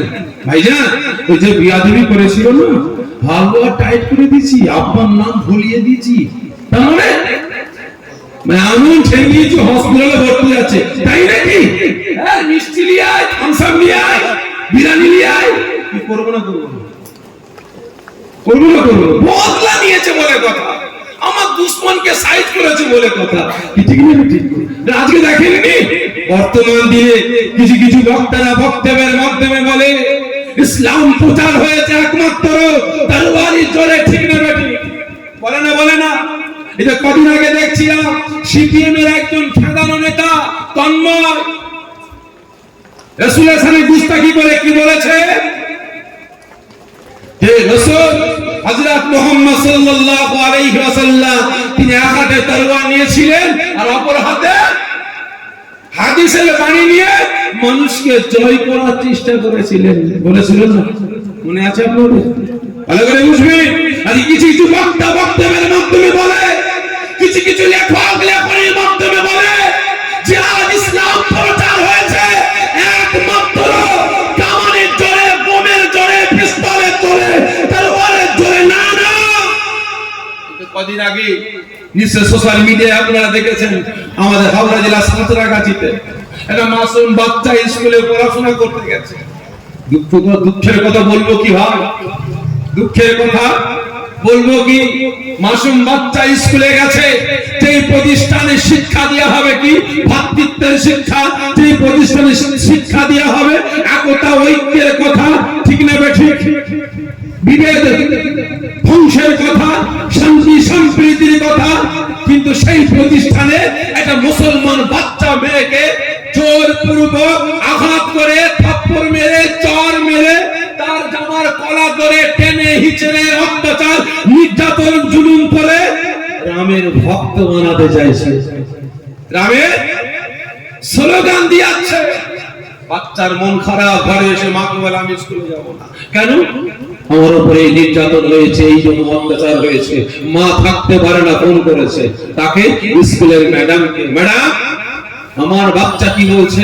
বলছে হ্যাঁ ঠিকই তো, আপনারা তো সব তো হিন্দু ছিলেন, আপনারা সব আগে হিন্দু ছিলেন, আপনাদেরকে বোমের ভয় দেখিয়ে, মারের ভয় দেখিয়ে, তরোয়ারের ভয় দেখিয়ে, পিস্তলের ভয় দেখিয়ে আপনাদেরকে মুসলমান বানিয়েছে। আর আপনারা নেবেন না ভাই। এই তো কদিন আগে মুর্শিদ আপনার নদিয়াতে একটা বড় কলেজ, নামকরা কলেজ, লেখা হয়েছে গেটে কি কুকুর আর মুসলমানের প্রবেশ।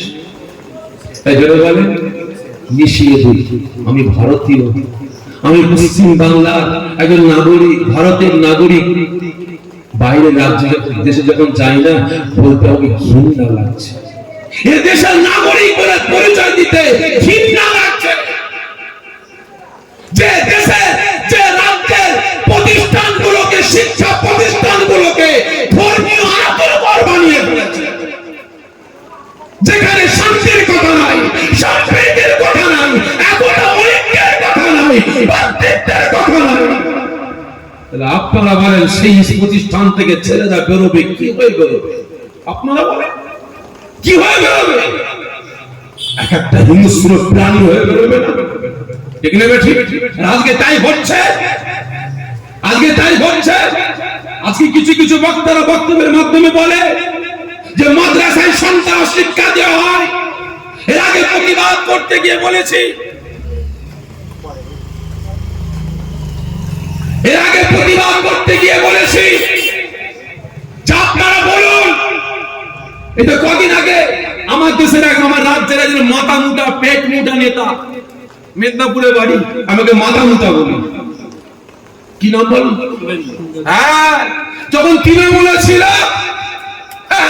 বেটা তখন বক্তব্যের মাধ্যমে বলছে, সব রেকর্ড আমার কাছে আছে, বক্তব্যের মাধ্যমে বলছে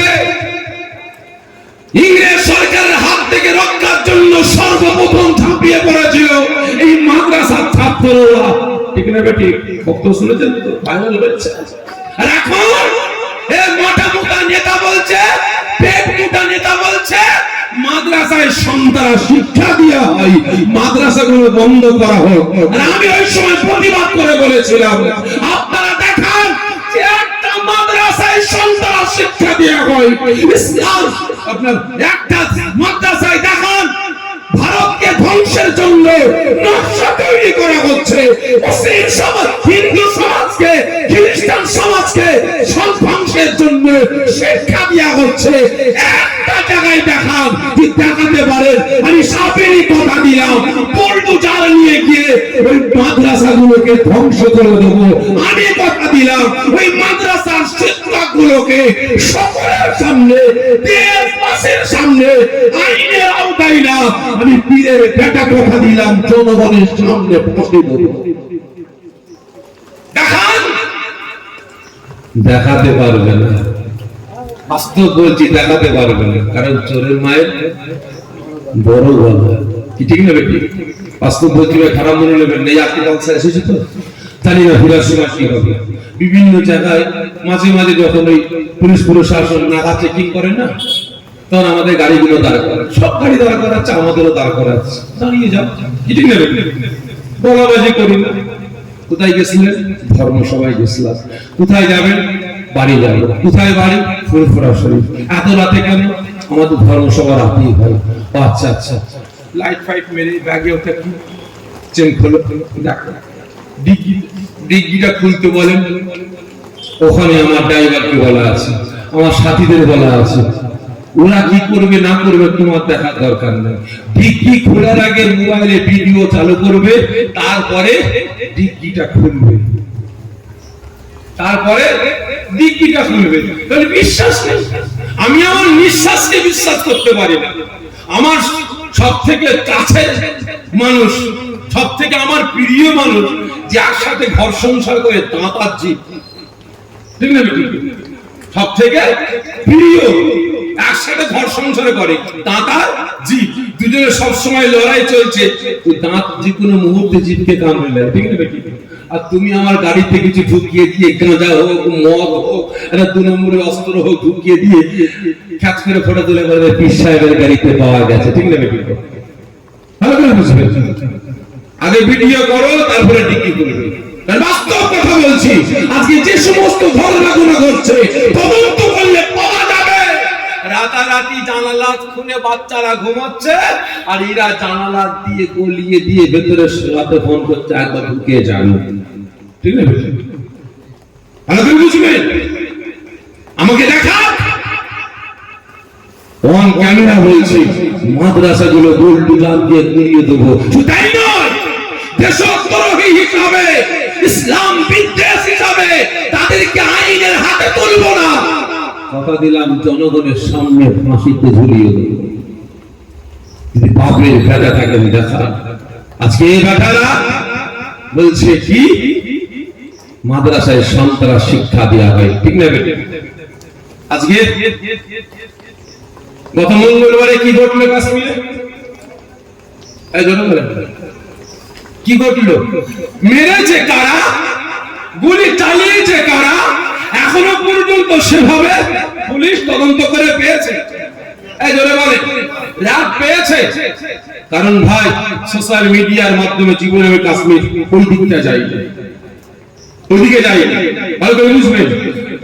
সোশ্যাল মিডিয়ার মাধ্যমে যতটুকু জানতে পেরেছি, যেখানে হামলাটা হয়েছে ওখান থেকে কাশ্মীর,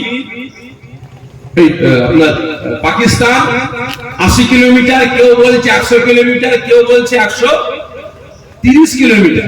আমি সব থেকে কম ধরলাম 50 কিলোমিটার, ভালো করে বুঝবেন। আমি সব থেকে কম ধরলাম 50 কিলোমিটার। তাহলে এই 50 কিলোমিটারের মধ্যে 3টে বিএসএফ এর ব্যারিকেড আছে, ঠিক না? বিএসএফ এর ব্যারিকেড আছে, 3টে ব্যারিকেড পার হলো। তারপরে আমার দেশের এত বড় বড় নাম করা সুনাম ধন্য গোয়েন্দা ডিপার্টমেন্ট আছে, ঠিক না? তারা কি সব নাকে তেল দিয়ে ঘুমাচ্ছিল? হ্যাঁ, তারা কি নাকে তেল দিয়ে ঘুমাচ্ছিল, নাকি ঘুম পাড়ানো হয়েছিল? প্রশ্ন আসতে পারে না, পারে না? আজকে বিএসএফ এর মধ্যে কিছু কিছু জওয়ান ভাই আমার, তারা প্রকাশ্যে বলছে যে সেখান থেকে হঠাৎ করে ক্যাম্প সরিয়ে নেওয়া হলো কেন, চেকপোস্ট সরানো হলো কেন? হঠাৎ করে যেখানে যে রাজ্যে মোদিজির যাওয়ার কথা ছিল, মোদিজি যাওয়াটা ক্যান্সেল করলো কেন? হঠাৎ করে সেখানে অমিত শাহ গেল কেন? কেন গেল, কিসের জন্য গেল, প্রকাশ হয়েছে। আমার দেশের সরকার সেখানে যাবে বলেছিল, ক্যান্সেল করেছে, কেন করেছে, প্রকাশ হয়েছে। হয়নি। এবং তারপরে হঠাৎ করে ক্যান্সেল করে বিভিন্ন ডিপার্টমেন্টে মিটিং আলোচনা হঠাৎ করে শুরু হলো কেন? কারণটা কি? আমরা তো দেশবাসী, আমাদের ভাবতে হবে না, হবে না? আজ থেকে বিগত দিনে আমাদের চোখের সামনে আমরা দেখলাম যে 40 জন সেনা, যাদের জন্য আমার দেশে আমরা জনগণ ঘুমাতে পারি, ঠিক না? যাদের জন্য আমরা আরামে ঘুমাতে পারি, যাদের জন্য আজকে আমরা আরামে চলাফেরা করতে পারি, যারা জাগলে আমরা ঘুমাতে পারি, যারা জাগলে আমরা চলাফেরা করতে পারি, আজকে সেই সেনা 40 জন শহীদ হলো পুলওয়ামা। এখনো পর্যন্ত সে আসামিগুলো অ্যারেস্ট হয়েছে? তাহলে কারণটা কি? এইটুকু সময়ের মধ্যে এত কিছু ঘটে গেল। ওয়াকফ বিল পাস হয়ে গেল, রাতারাতি ওয়াকফ বিল পাস করে তারপরে হঠাৎ করে ঘোষণা, চালের দাম বেড়ে গেল, 50 টাকা গ্যাসের দাম বাড়িয়ে দেওয়া হলো, তেলের দাম 2 টাকা করে চাপিয়ে দেওয়া হলো, ওষুধের ওষুধের দাম বেড়ে গেল, হঠাৎ করে তার 2-3 দিনের মাথায় মঙ্গলবারে কেসটা ঘটে গেল। কারণটা কি? কোনো চাল নাই তো, কি ঠিক নেবে? কোনো চাল নাই তো, কোনো চক্রান্ত নাই তো।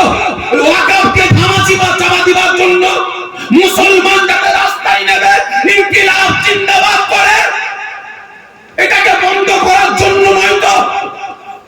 ভারতবর্ষে হিন্দু মুসলমানের একতা, ঐক্য, ভ্রাতৃত্ব ভালোবাসা নষ্ট করার জন্য নয় তো। যদি হিন্দু ভাইরা মুসলমানদের হাতে হাত মিলিয়ে ওয়াকফকে বাঁচাবার জন্য ইনকিলাব জিন্দাবাদ শুরু করে দেয়, তাহলে আমাদের গদি চলে যাবে যে কোনো ফিকিরের লক্ষ্য এইরকম কোন স্মরণ। যেটা ভাবলো কি ঠিক না বেটা?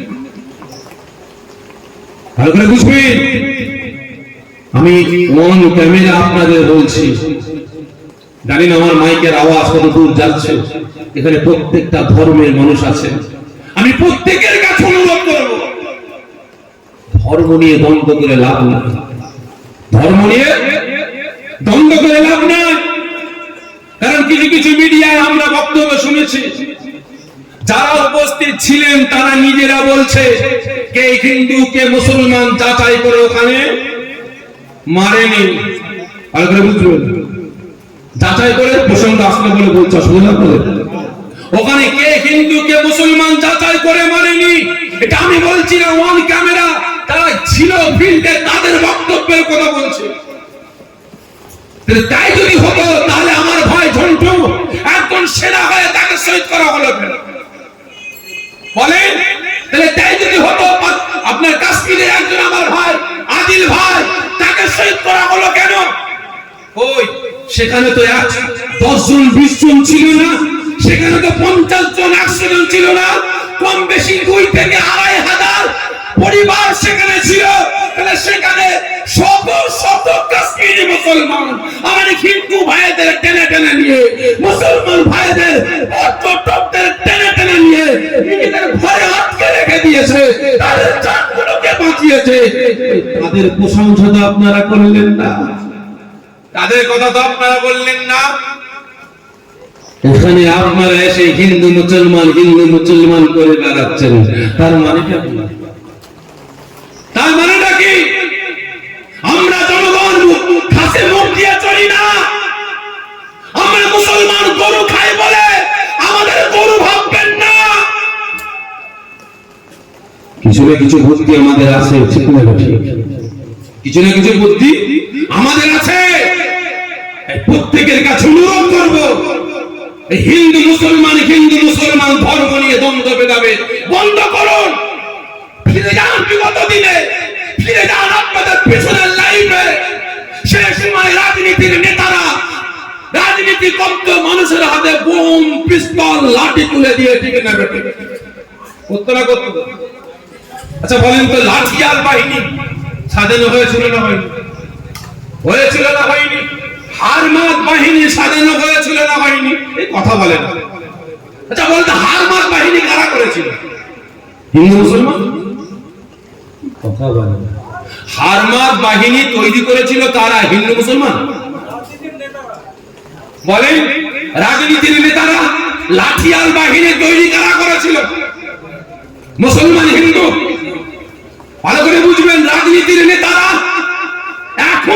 এখনকার রাজনীতির নেতারা দেখছে আর হারমাত বাহিনী হচ্ছে না, লাঠিয়াল বাহিনী হচ্ছে না, বোমাবাজি করছে না, হাতে পিস্তল নিচ্ছে না, বোম নিচ্ছে না, লাঠি নিচ্ছে না, এর বাড়ি ওর বাড়িতে গিয়ে হুমকি ধুমকি দিচ্ছে না, ঝগড়া করছে না, মাথা ফাটাফাটি করছে না, এদের মিটিং নিয়ে ব্যস্ত।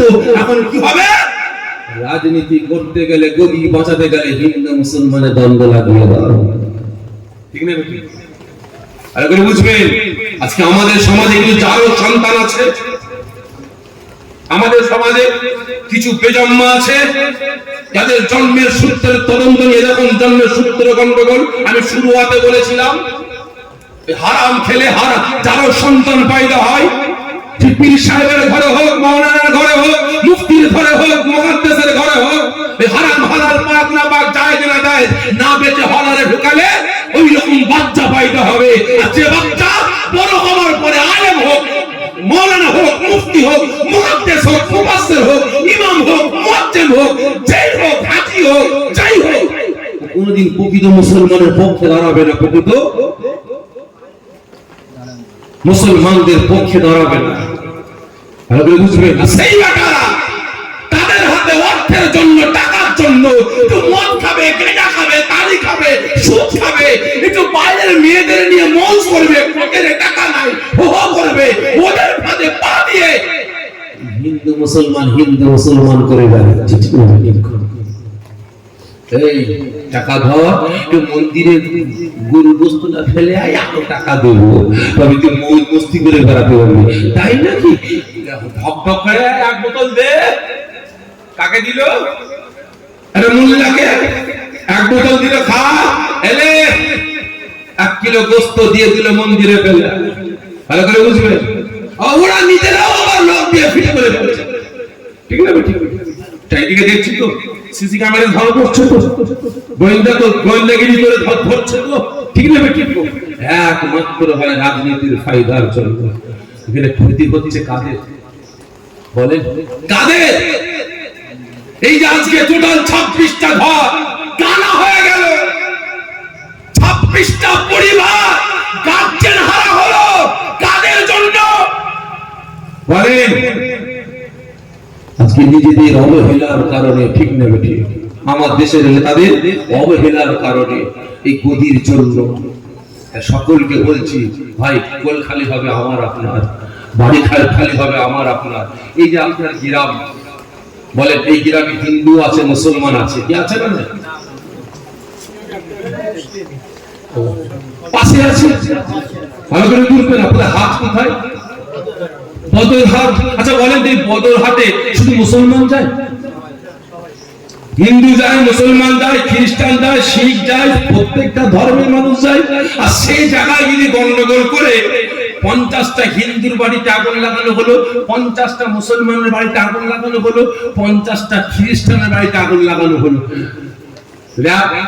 কাঠমিজার হয়ে গেল, 1 মাস 2 মাস বন্ধ হয়ে গেল, হাট বাজার সব বন্ধ। কিন্তু 3 মাসের পরও তো আমাদের ওই হাটে যেতে হবে, ঠিক না? কারা যাবে? শুধু মুসলমানরা যাবে? যেটা বলে সবাই যাবে। সেই হিন্দুর দোকানে মুসলমান যাবে, মুসলমানের দোকানে হিন্দু আসবে, ঠিক না? ঠিক। এই জীবনে বন্ধ করতে পারবে? পারবে না। দুদিনের জন্য ঘরগুলো ধ্বংস করে, দুদিনের জন্য ভ্রাতৃত্ব ভালোবাসা নষ্ট করে কি লাভ আছে? এই প্রত্যেকটা ধর্মের কাছে আমি ওয়ান ক্যামেরা মেসেজ দিয়ে বলতে চাইছি, ভাই আমরা কি করে পেট চালাবো, কি করে বাঁচবো, এই দিকে আপনারা এগিয়ে আসেন। আজকে একের পর এক জিনিসের দাম বেড়ে যাচ্ছে, এতগুলো মানুষ এখানে বসে আছে, একজন হাত তুলে বলতে পারেন যে ভাইজান আমার ওষুধ আমাকে খেতে পারি না? কেউ আছে? কেউ আছেন ভাই? এতগুলো মানুষ বসে আছে, একজন হাত তুলে বলেন যে ভাইজান আমি ওষুধ খাই না। হোমিওপ্যাথি হোক, অ্যালোপ্যাথি হোক, যে কোনো ওষুধ খান, গ্যাসের হোক, ব্যথার হোক, কি খান না? তাহলে প্রত্যেকটা আমাদের ওষুধ কিনতে হচ্ছে, আর প্রত্যেকটা মাসে মাসে 15 দিন, 20 দিন, 25 দিন অন্তর অন্তর প্রত্যেকটা ওষুধে 10% করে দাম বাড়ছে। একবারে প্রতিবাদ করেছেন তো? কি কথা বলেছেন? চালের দাম পুরো 1200 টাকা ছিল, 1200 কত টাকা? 1 কুইন্টালে কম বেশি 1000 টাকা বাড়িয়ে দিয়েছে। এই কথা ঠিক না? 1 কুইন্টাল চালে 1000 টাকা বাড়িয়েছে। তাহলে আপনারা বলেন, তাহলে ওই 1 কুইন্টাল চাল কিনতে গেলে আপনাদের পকেট খালি হচ্ছে না? হচ্ছে না? বলেন প্রত্যেকের কাছে জোরে হাত করে বলো, ভাই হাত দিয়ে বলো, আর নয় এই হিন্দু মুসলমান করতে করতে আমার আপনার পকেট গুলো ফাঁকা করছে। এক হিন্দু মুসলমানের দাঙ্গা লাগিয়ে একের পর এক রেল থেকে নিয়ে, প্লেন থেকে নিয়ে ভারতের বিভিন্ন সম্পদগুলোকে বিদেশিদের হাতে বিক্রি করে দিচ্ছে, আর আমরা হিন্দু মুসলমান করতেই ব্যস্ত আছি, ঠিক না? প্রত্যেকের কাছে অনুরোধ করবো, জ্ঞানী যারা বোঝে তারা শুভেচ্ছা চালায়। আল্লাহ যথেষ্ট বিবেক বুদ্ধি প্রত্যেকটা ধর্মের মানুষদের দিয়েছে। প্রত্যেকের কাছে অনুরোধ করবো, সংযত হন। এখন আসুন এই দাঙ্গাবাজদের বিরুদ্ধে গর্জে উঠুন, কাজে লাগবে, না হলে সব শেষ। আজকে এই ব্যাপারটা বলে ইসলাম কায়েম হয়েছে একমাত্র পিস্তলের জোরে, ভূমির জোরে, তরবারের জোরে না। আগে আসেন কিসের জন্য? ওই সময় নবী আমার সিজদায় হালতে কাঁদছেন। হযরতে হামজা গিয়ে বলে, ভাতিজা ওঠো, আমি তোমার চাচা তোমার জন্য সুসংবাদ দিয়ে এসেছি। নবী আমার গিয়ে জানে, যা আল্লাহ ওরা আমাকে মেরেছে বলে ওদের উপরে নারাজ হয়ে যাবেন না, বেজার হয়ে যাবেন না, ওদের উপরে আপনি গজব দেবেন না, ওদের বংশকে ধ্বংস করবেন না। দোয়া চাইছে। হামজা দেখছে ভাতিজা আমার মাথা তুলছে না। তৃতীয়বার বলে উঠলেন, ভাতিজা তুমি যদি শের মুবারক না তোলো, তোমার মাথা না তোলো, আমি হামজা আমার সঙ্গে কথা না বলো, যে সুসংবাদ নিয়েছি, যদি সুসংবাদটা শুনে খুশি না হও, তাহলে আমি হামজা অনাহারে মারা পড়ে যাব। কি বললেন? যদি সুসংবাদটা না শুনে তুমি খুশি না হও, তাহলে আমি হামজা অনাহারে মারা পড়ে যাব। নবী আমার থাকতে পারলেন না, কাঁদতে কাঁদতে শের মুবারকটা উঁচা করলেন। চাচা যা, আপনি এসেছেন আমার কাছে কি সুসংবাদ নিয়ে? চাচা যান, আপনি একটু বলেন।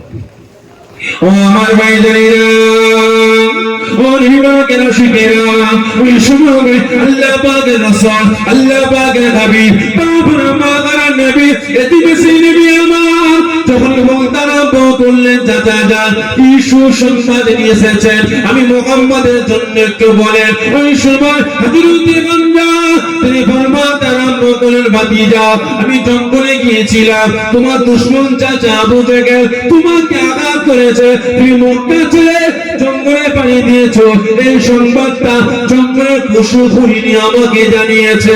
আমি বাড়িতে আসলাম, আসার পরে তোমার চাচি আম্মা জান আমাকে সংবাদটা দিয়েছে।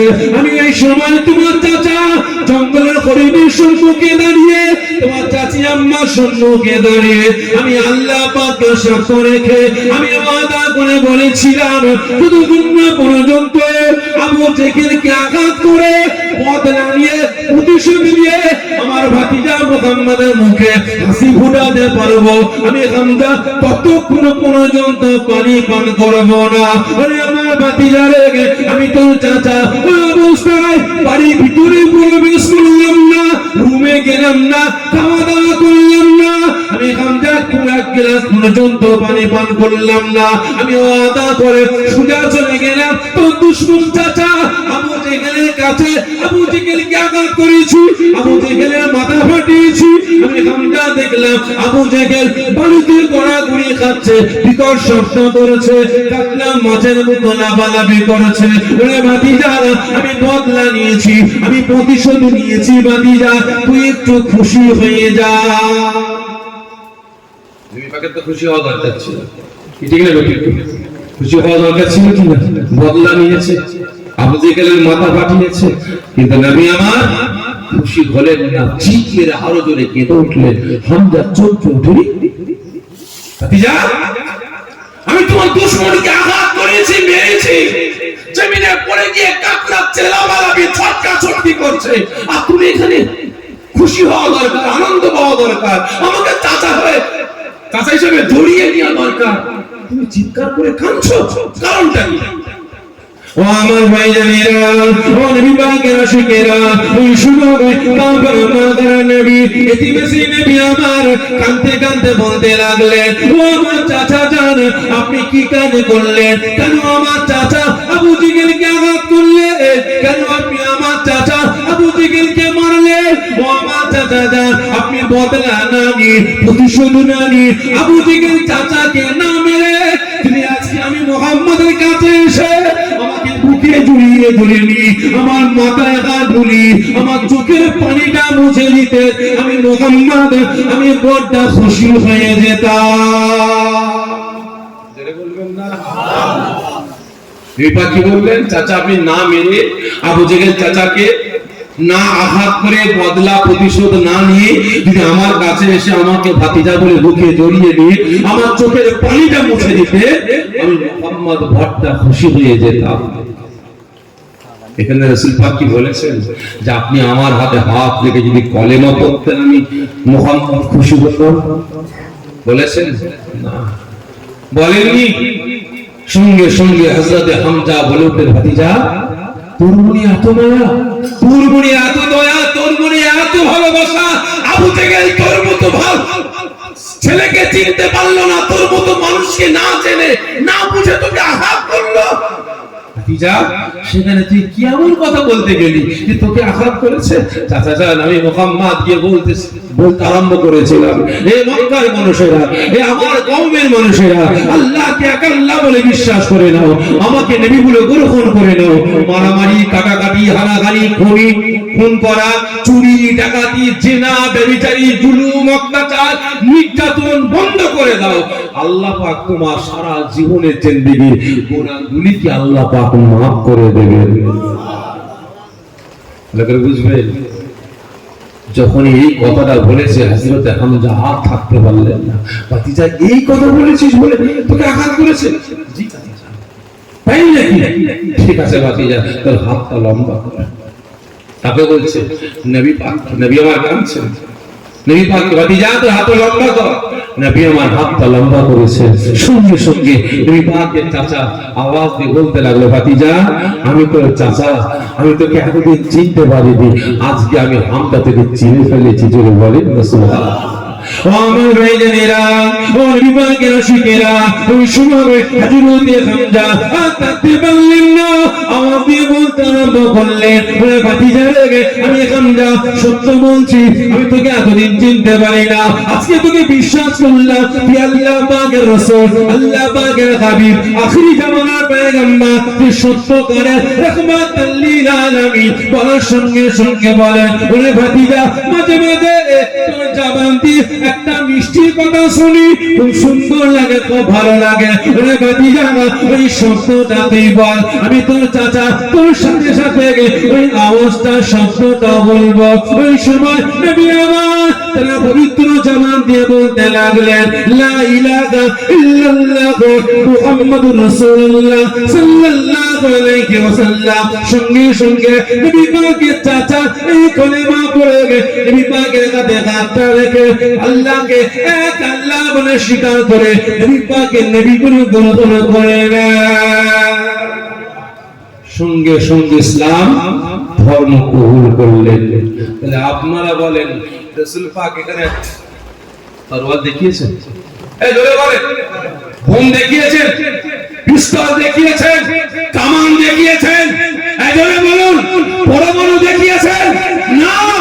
আজ কিছু কিছু মাথা মুখা মূর্খ জাগে রক্ত বক্তা বলে, লেখক লেখনের মাধ্যমে বলে ইসলাম প্রচার হয়েছে, তরবারি চলে না। না, ইসলাম বদলা নিয়ে আসে করেনি। আল্লাহর কসম খেয়ে বলছি, যদি ইসলাম বদলা নিয়ে প্রতিশোধ নিয়ে শিখাতো, যদি ইসলাম বলতো বদলা লাও, শুধু 24 পরগনা বলে নয়, শুধু পশ্চিম বাংলা বলে নয়, শুধু ভারত নয়, তাম পৃথিবীর জমিন থেকে ইসলাম ছাড়া অন্য কোন ধর্মের নাম নিশানা খুঁজে পাওয়া যেত না। ঠিক না বেটি? মুছিয়ে যেত। ইসলাম বদলা নিয়ে শেখায়নি, ইসলাম সদা সর্বদা ডিফেন্স করতে শিখিয়েছে, সদা সর্বদা ডিফেন্স করতে শিখিয়েছে। ইসলাম বলতে তোমার সামনে দুশমন আসছে, পিছিয়ে যাও, আবার আসছে, পিছিয়ে যাও, আবার আসছে, পিছিয়ে যাও। তখন তোমার পিঠটা দেয়ালে ঠেকে যাবে, আর যাওয়ার জায়গা নাই, তখন তুমি না চারে, কি বললে, কিসে না চারে, তোমার জানকে বাঁচাবার জন্য তুমি তার উপরে হামলা চালাও। ভালো করে বুঝবেন, যার বাড়িতে ওই বন্দুকের লাইসেন্স আছে না, অনেকের বাড়িতে আছে না, ওই লাইসেন্স করার সময় একটা পেপারে সই করতে হয়। কি, যদি কোনো সময় আমার বাড়িতে কোনো মানুষ আমাকে শেষ করার জন্য আমার বাড়ির ভেতরে ঢুকে পড়ে, বাউন্ডারির ভেতরে ঢুকে পড়ে, আমি তখন গুলি চালাবো কোথায়? মাথায় তো। কোথায়? ছাতিতে। সই করতে হয় পায়ে। ভালো করে বুঝবেন, তার ছাতিতে নয় আর মাথাতে নয়। ইসলাম ওই রকম শিক্ষা দিয়েছে, সদা সর্বদা ডিফেন্স করো। ইসলাম বদলা নিয়ে শিক্ষা দিত, তাহলে আমাদের আগে ভারত স্বাধীন হওয়ার আগে যে সকল মুসলমান রাজা বাদশারা ছিলেন, যখন তাদের হাতে পাওয়ার ক্ষমতা ছিল সব শেষ হয়ে যেত, ঠিক না বেঠিক? ভালো করে বুঝবেন, ইসলাম কোনোদিন বদলা শিক্ষা দেয়নি। রাসূল পাক হেঁটে হেঁটে যেতেন রাস্তা দিয়ে, একজন বুড়ি মা সদা সর্বদা রাস্তায় কাঁটা বিছিয়ে বিছিয়ে যেত, আর নবী আমার কাঁটাগুলো তুলে ফেলে ফেলে ফেলে ফেলে যেতেন। একদিন নবী আমার হেঁটে হেঁটে যাচ্ছেন, রাস্তায় কাঁটা নাই, বুঝছেন কাঁটাগুলো গেল কোথায়, কাঁটাগুলো গেল কোথায়, হেঁটে হেঁটে যাচ্ছেন। তাহলে বুড়ি মা কি আজকে আসেনি? শরীর কি খারাপ হয়ে গেল নাকি বুড়ি মা মারা গেল? কি ব্যাপার? নবী আমার সুজা চলে গেলেন কোথায়? বুড়ি মায়ের বাড়িতে। এতদিন কাঁটা দিচ্ছে, আজকে দিল না, তা নিশ্চয়ই বুড়ি মায়ের কোনো ক্ষতি হয়ে গেছে। আমি আব্দুল্লাহর বেটা মুহাম্মদ একটু যাই। নবী আমার বাড়ির সামনে গিয়ে আওয়াজ দেয়, বুড়ি মা। ভিতর থেকে আওয়াজ আসে, কে? আমি সেই আব্দুল্লাহর বেটা মুহাম্মদ। আমার রাস্তায় আমাকে কষ্ট দিবার জন্য আপনি কাঁটা বিছোতেন না, আজকে কাঁটা নাই কেন? নিশ্চয় আপনার বাড়িতে বিপদ, নিশ্চয়ই কিছু না কিছু ঘটেছে, আজকে কাঁটা নাই বলে আমি আব্দুল্লাহর বেটা মুহাম্মদ আপনাকে দেখতে চলে আসলাম। বুড়িমা আওয়াজ দিয়ে বলে, ও আব্দুল্লাহর বেটা মুহাম্মদ, ভিতরে এসো। কি হয়েছে বুড়িমা? আমার শরীরটা অসুস্থ হয়ে গেছে। বাপ, তোমার মনে এত মায়া, তোমার মনে এত দয়া, তোমার মনে এত ভালোবাসা, আজকে আমার শরীর অসুস্থ, আমার ছেলে আমাকে দেখে না, আমার বউ আমাকে দেখে না, তুমি দেখার জন্য চলে এসেছো। সত্যকারে তুমি রাহমাতুল লিল আলামিন। সঙ্গে সঙ্গে বুড়িমা রাসূল পাকের হাতে হাতটা রেখে কলিমা পড়ে মুসলমান হয়ে গেছে। এটা ইসলাম শিক্ষা দিয়েছে। ইসলাম হিন্দু মুসলমান শিক্ষা দেয়নি। ইসলাম ভালোবাসা, ভ্রাতৃত্বের কথা বলেছে। পাশে মসজিদ, নামাজ হচ্ছে, মসজিদের পাশে বড় পুকুর, মসজিদের পাশে বড় পুকুর, ওই সময় পাশে মসজিদ, আপনি নামাজে দাঁড়িয়েছেন, ইসলাম বলছে নামাজে দাঁড়িয়েছেন, এক রাকাত নামাজ পড়েছেন, দু রাকাত, তিন রাকাত নামাজ বাকি আছে, দু রাকাত নামাজ পড়েছেন, এক রাকাত, দু রাকাত নামাজ বাকি আছে। পাশে পুকুর, একজন পড়ে গেছে, চিৎকার করছে, গর্জন করছে, বাঁচাও বাঁচাও বাঁচাও। ইসলাম বলছে নামাজ ছেড়ে দাও। ইসলাম কি বলছে? নামাজ পড়ো না, এই শিক্ষা ইসলাম দেয়নি। ইসলাম বলছে নামাজ ছেড়ে দাও। পুকুরের ধারে গিয়ে ইসলাম বলছে যাচাই করো, ও হিন্দু, ও মুসলমান, ও শিখ, ও খ্রিস্টান, ও পারসি, ইসলাম যাচাই করতে বলেছে? এজন্য বলেন না, ইসলাম বলছে তুমি ঝাঁপিয়ে পড়ো, সাঁতার জানো, ঝাঁপিয়ে পড়ো। কে হিন্দু, কে মুসলমান, কে শিখ, কে খ্রিস্টান, যাচাই করার অধিকার তোমার নয়। ঝাঁপিয়ে পড়ো, ওর জান বাঁচানো তোমার জন্য ফরজ। ইসলামের শিক্ষা দিয়েছে। ইসলাম মারামারি, কারাগারি, হানাগানি শিক্ষা ইসলাম দেয়নি। কিন্তু আজ দুঃখ লাগছে এটাই, ব্যথা লাগছে এটাই, কাশ্মীরে পাকিস্তানের শয়তানেরা এসে হামলা চালিয়েছে, হিন্দু ভাইদের মেরেছে, মুসলমান ভাইদের মেরেছে, আমার দেশের নাগরিক শহীদ হয়েছে। কিন্তু আজ এটাকে কেন্দ্র করে, কারণ সন্ত্রাসের কোনো ধর্ম হয় না, এজরে বলেন অন্যায়কারীর কোনো ধর্ম হয়, এজরে বলেন না। তাহলে তাই যদি হয়, তাহলে মুসলমানরাই সেই সন্ত্রাস, হিন্দু সন্ত্রাস নাই, এজরে বলেন না নাই। আজকে তোমরা এখানে জানি না ওখানে কারা করেছে, দোষীদের দৃষ্টান্তমূলক পাকড়াও করে শাস্তি দিতে হবে, ওদের জনগণের সামনে ফাঁস দিতে হবে, ঠিক না বেঠিক? কিন্তু হ্যাঁ, আজকে তুমি এটাকে কেন্দ্র করে বাস্তব কথা বলছি, চারিদিকে শুরু হয়ে গেছে মুসলমান মারা হচ্ছে না ভাই। স্টেজে ওঠার আগে বাইরে দেখাচ্ছিলাম, একজন মানুষ মুখে দাঁড়িয়ে আছে, মাথায় টুপি ছিল, সুন্নতি লেবাস ছিল, মাথায় কুরুল দিয়ে কুপিয়েছে। একজন বাচ্চা ছেলেকে বাপ নিয়ে বসে আছে বাড়ির বারান্দায়, রাস্তার ধারে বাচ্চা, তার পাশে মাসুম বাচ্চা, সম্ভবত 6-7 বছর বয়স হবে বাচ্চাটা, অত হবে না, একটু কম হবে, ধরলাম 7 বছর বয়স। বাচ্চাটা বাপের পাশে বসে আছে, হঠাৎ করে ভারতীয়রা এসে তার উপরে হামলা চালিয়েছে, কুরুল দিয়ে কুপাচ্ছে, বাচ্চাটা ফ্যাল ফ্যাল করে তাকিয়ে আছে। যখন বাপ ছুটছে ওইদিকে যাচ্ছে, তখন বাচ্চাটা উঠে বাপের দিকে যাচ্ছে। আপনারা বলুন, বাচ্চার সামনে যখন বাপকে কুরুল দিয়ে কোপানো হচ্ছে, তাহলে ওই বাচ্চাটা চোখের সামনে দেখলো আমার বাপকে একদল ভারত বড় দিয়ে সে কুপিয়ে কুপিয়ে মানছে, তাহলে ওই বেটা বড় হয়ে কি বলেন? সন্তান সিংহ মুসলমান তৈরি তৈরি করে না, দেশদ্রোহী হিন্দু মুসলমান তৈরি করে না। ভালো করে বলবেন, দাঙ্গা কোনোদিন হিন্দু মুসলমান লাগাতে পারে না, দাঙ্গা কোনোদিন এই দেশের জনগণ লাগাতে পারে না। এই দেশের জনগণের ধারে ক্ষমতা নাই। হিন্দু মুসলমান দাঙ্গা করবে, হিন্দু খ্রিস্টান দাঙ্গা করবে, হিন্দু পার্সি দাঙ্গা করবে, হিন্দু পাঞ্জাবি দাঙ্গা করবে, মুসলমান পাঞ্জাবি দাঙ্গা করবে। এই দাঙ্গা লাগাবার ক্ষমতা আমার দেশের কোন জনগণের নাই, একমাত্র আছে আমার দেশের রাজনীতির নেতাদের। ঠিক না বেঠিক? ভালো করে বুঝবেন, আজকে নিজেদের ব্যক্তিগত স্বার্থের জন্য কত শান্তির দেশ, সম্প্রীতির দেশ, হিন্দু মুসলমান লাগিয়ে দিল। অবশ্যই পাকিস্তানে যে শয়তানগুলো কাজটা করেছে এর বদলা নেওয়া দরকার আছে না? এই জোরে বলেন না, প্রতিশোধ নেওয়া দরকার আছে না নাই? পাকিস্তানকে এই উচিত শিক্ষা দেওয়া দরকার আছে না নাই? এই জোরে বলুন, আছে না নাই? আছে। কিন্তু হ্যাঁ, ঘরে ঘরে দ্বন্দ্ব লাগিয়ে তুই বাইরে হামলা চালাবে, দেশ বাঁচবে? এই জন্য বলে বাঁচবে? তার মানে খেলটা কি বুঝতে পেরেছে? এরা চালটা কোথায় চলেছে ভালো করে বুঝবেন। বাপ বেটায় অশান্তি, ভাই ভাই অশান্তি, বাপ বেটায় মিল নাই, ভাই ভাই মিল নাই, ভালো করে বুঝবেন। আর বাপ যাচ্ছে কোথায়? ওই শেখ পাড়ায় দুশ্মনের সঙ্গে ঝগড়া করতে। তাহলে আপনারা বলেন ঘর বাঁচবে? কি কথা বলেন, বাঁচবে না আমার বাপ বাঁচবে? বলেন, বাপ বাঁচবে? ঘরে বাঁচবে না, বাপ বাঁচবে না? ঠিক না বেঠে? আজকে আমার দেশে হিন্দু মুসলমানের দাঙ্গা লাগিয়ে দিয়ে হিন্দু মুসলমানের একতা, ঐক্য, ভ্রাতৃত্ব, ভালোবাসা ধ্বংস করে অবশ্যই পাকিস্তানকে এর উত্তর দেওয়া দরকার আছে। কিন্তু আমাদের দেশে একতা, ঐক্য, ভ্রাতৃত্ব রক্ষা করে। ঠিক না বেঠিক?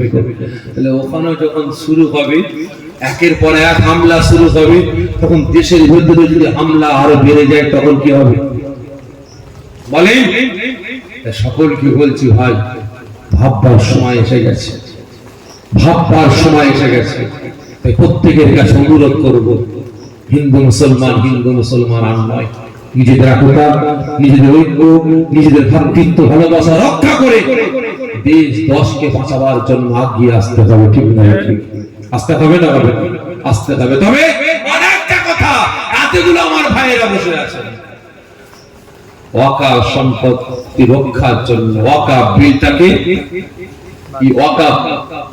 বিলটাকে ভুলাবার জন্য হয়তো না জানি এটা একটা চক্রান্ত হতে পারে, ওয়াকাফের প্রতিবাদকে বন্ধ করার জন্য চক্রান্ত হতে পারে। তবে আমরা ওয়াকাফের যে প্রতিবাদ করছিলাম সেটা বন্ধ রাখলে চলবে না? সকলে মিলে বলেন, চলবে? আগিয়ে আসতে হবে। কি হবে না? হবে না? তাই প্রত্যেকের কাছে অনুরোধ করব, আমাদের উপরে আমরা ওয়াকাফকে নিয়ে লড়াই করছিলাম, একটা চাপ ছিল, একটা প্রেসার ছিল, কিন্তু আরেকটা প্রেসার, আরেকটা দায়িত্ব চেপে গেল। কি দায়িত্ব? আমাদের হিন্দু মুসলমানের একতা, ঐক্যটাকে রক্ষা করার জন্য আমাদের আবার প্রতিবাদ করতে হবে। তাহলে দুটো প্রতিবাদ আমাদের একসাথে চলবে। এক নাম্বার ওয়াকাফ সম্পদ রক্ষার জন্য, আর দ্বিতীয় নাম্বার লড়াই হিন্দু মুসলমানের ঐক্যের লড়াই। ঠিক না? ঠিক না? প্রত্যেকের কাছে অনুরোধ করব, আসুন আমরা মুসলমান সব বিভাগে ভুলে গিয়ে, কে ফুরফুরা, কে তবলিগ, কে জামাত ইসলাম, কে আহলে হাদিস, কে কাদিয়ানি, কে আজানগাছি, কে গাঁওয়ারি, কে কোন পার্টি, কে কোন দলের, কে কোন আকীদার, কে কোন মাযহাবের, আর দেখা দেখি সময় নাই। এসে গেছে সময়, কাঁধে কাঁধ, হাতে হাত রেখে আমাদের প্রাপ্য দেশ দশকে রক্ষার জন্য, ওয়াকাফ সম্পত্তিকে রক্ষার জন্য রাস্তায় নামা। জানতে চাই আগামী দিন যে কোনো সময়, যে কোনো মুহূর্তে, যে কোনো জায়গায় ওয়াকাফ সম্পত্তিকে রক্ষার জন্য ডাক আসবে। যাবেন তো ইনশাআল্লাহ? সকলে মিলে বলছেন, কতদিন বলছেন যাবো? হাতটা উঁচু করে দেখতে চাই। জড়িত বিদাত নারে তাকবীর, নারে তাকবীর, নারে তাকবীর। আপনার বিয়ে দেন মুক্তসর করলাম, কারণ কথায় আসছে না। পাগড়ি বাঁধতে বাঁধতে যুদ্ধ শেষ, আর বলতে বলতে সময় শেষ। যাই হোক, বলা অনেক কিছু ছিল, যদি আল্লাহ পাক কোনো সময় আনা ইনশাআল্লাহ বিস্তারিত আলোচনা করব। আসেন আমরা সকলে দাঁড়িয়ে রাসূল সাল্লাল্লাহু আলাইহি ওয়াসাল্লাম হুজুরের দরবারে দাঁড়িয়ে দরুদ ও সালামের তোহফা দিয়ে সালাম আলাইকা ইয়া রাসূলুল্লাহ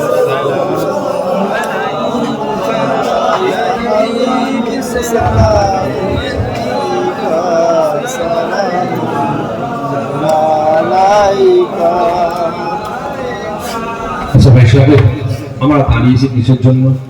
প্রত্যেকটা জায়গায় বলে আজকে বলছি, বলবেন আমরা দাঁড়িয়েছি কিসের জন্য? আমরা দাঁড়িয়েছি রাসূল সাল্লাল্লাহু আলাইহি ওয়াসাল্লাম হুজুরের দরবারে দাঁড়িয়ে দরুদ ও সালামের তোহফা পাঠাবো, ঠিক না বেটি? আচ্ছা বলেন তো, জায়েজ না না জায়েজ? জায়েজ। জায়েজ। কেমন জায়েজ? কেমন জায়েজ? এটা হলো মুস্তাহাসান। আপনি দাঁড়িয়ে চেয়ারে বসে, চাপড়ায় বসে, শুয়ে শুয়ে যেমন খুশি করতে পারেন, তবে দাঁড়ালে যাবে না না যাবে না। এই দাঁড়িয়ে সালামকে কেন্দ্র করে আমরা মুসলমান আমাদের সমাজে দুটো তিনটে দল তৈরি হয়েছে, কি ঠিক না বেটি? শুধু তাই নয়, নামাজে হাত বাঁধাকে কেন্দ্র করে হয়েছে। আমরা নামাজে হাত বাঁধি এখানে, একদল আছে হাত বাঁধে এখানে। আমার নামাজে হাত ছাড়া মারি না, একদল হাত ছাড়া মারি। আমার নামাজে জোরে আমিন বলি না, আমার নামাজে জোরে আমিন বলি না, একদল জোরে আমিন বলে। কি আছে না?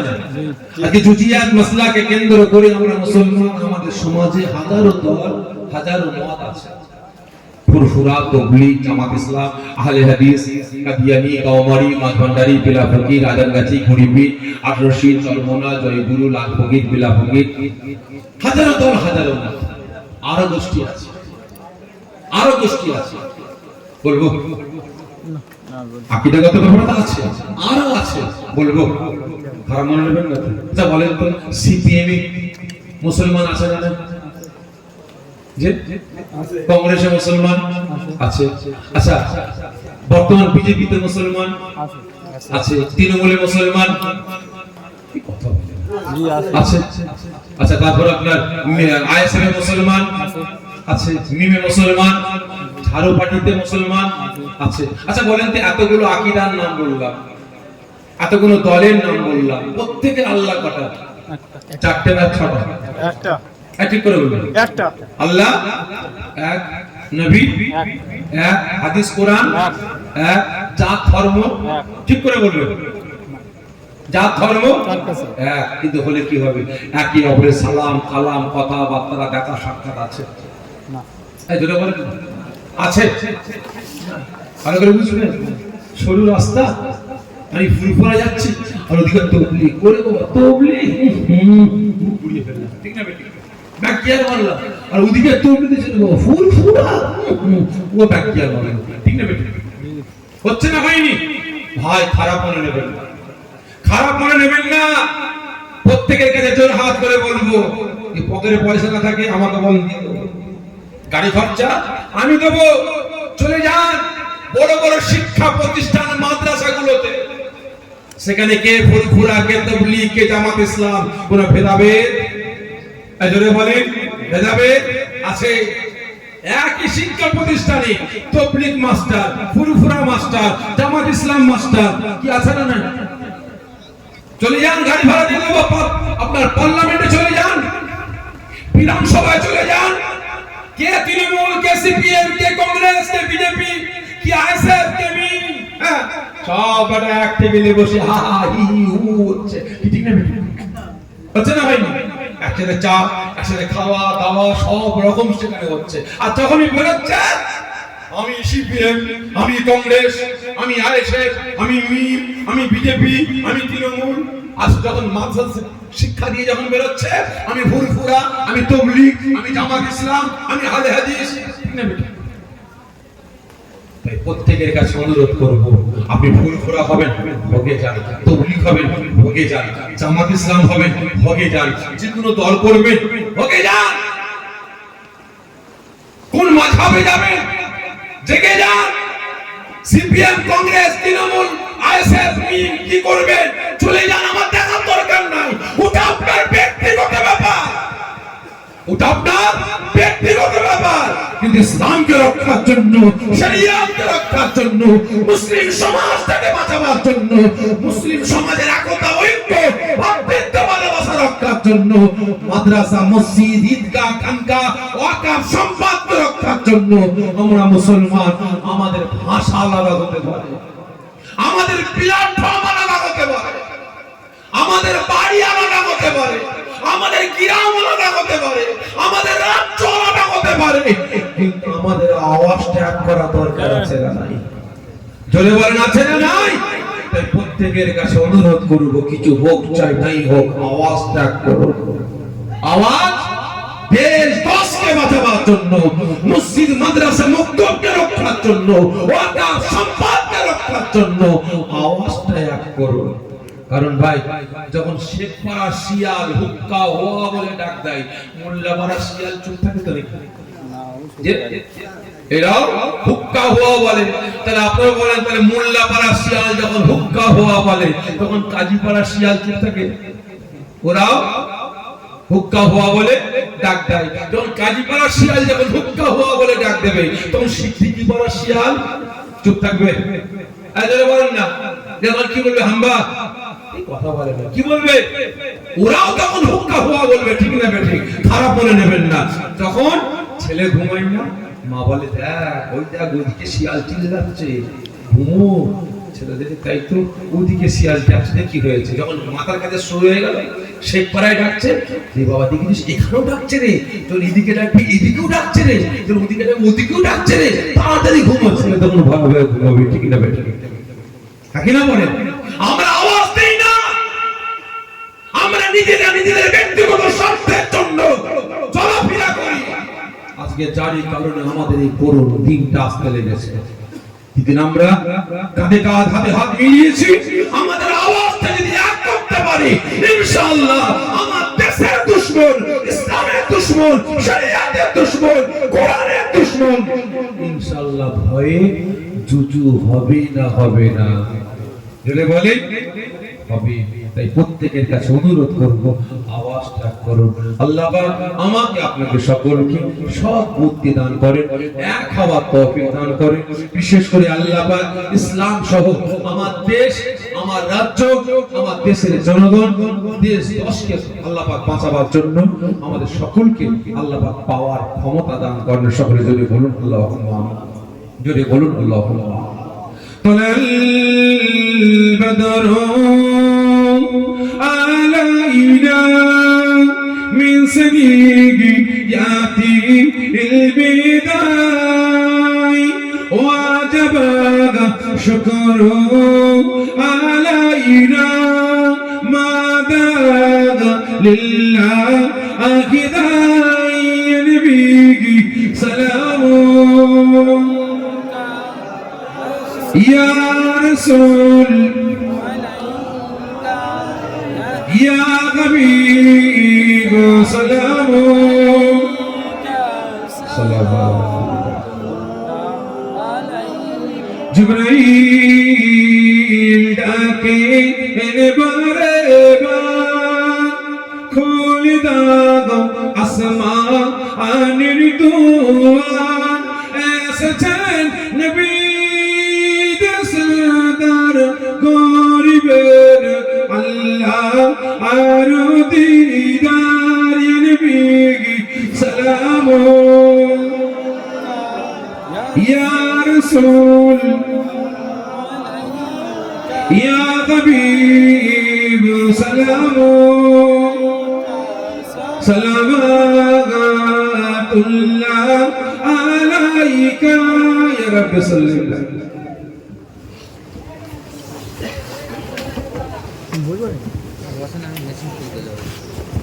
بلغ الأولاد بكماله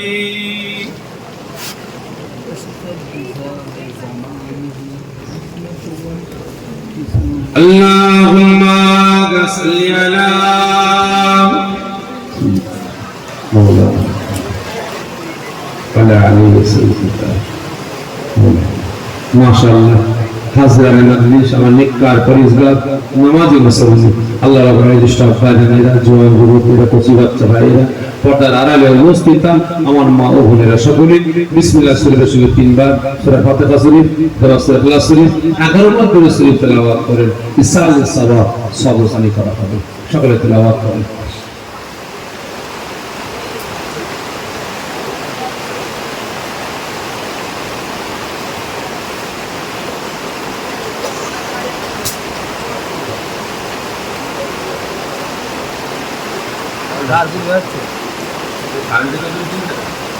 ছোট তারটা পুড়ে যাচ্ছে।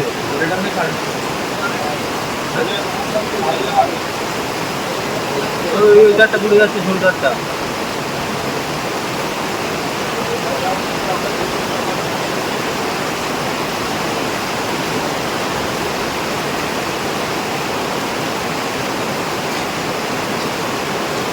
সকলে তেলাওয়াত করেন। বিদায় নেবার আগে একটা কথা বলুন, খারাপ মনে নেবেন না, দুটো ভাই স্বার্থে বলছি। আচ্ছা বলেন তো, আপনারা তো বিভিন্ন জায়গায় আন্দোলন প্রতিবাদ করছেন ওয়াকফ সম্পত্তি নিয়ে বা বিভিন্ন ইস্যু নিয়ে, কি করছেন না করেন? প্রতিবাদ করছেন তো। আচ্ছা বলেন তো, আপনাদের প্রতিবাদটা সাকসেস হয়েছে মনে হয়? হ্যাঁ, হয়নি। কেন হয়নি? কেন হয়নি? এই জন্যই সাকসেস হয়নি।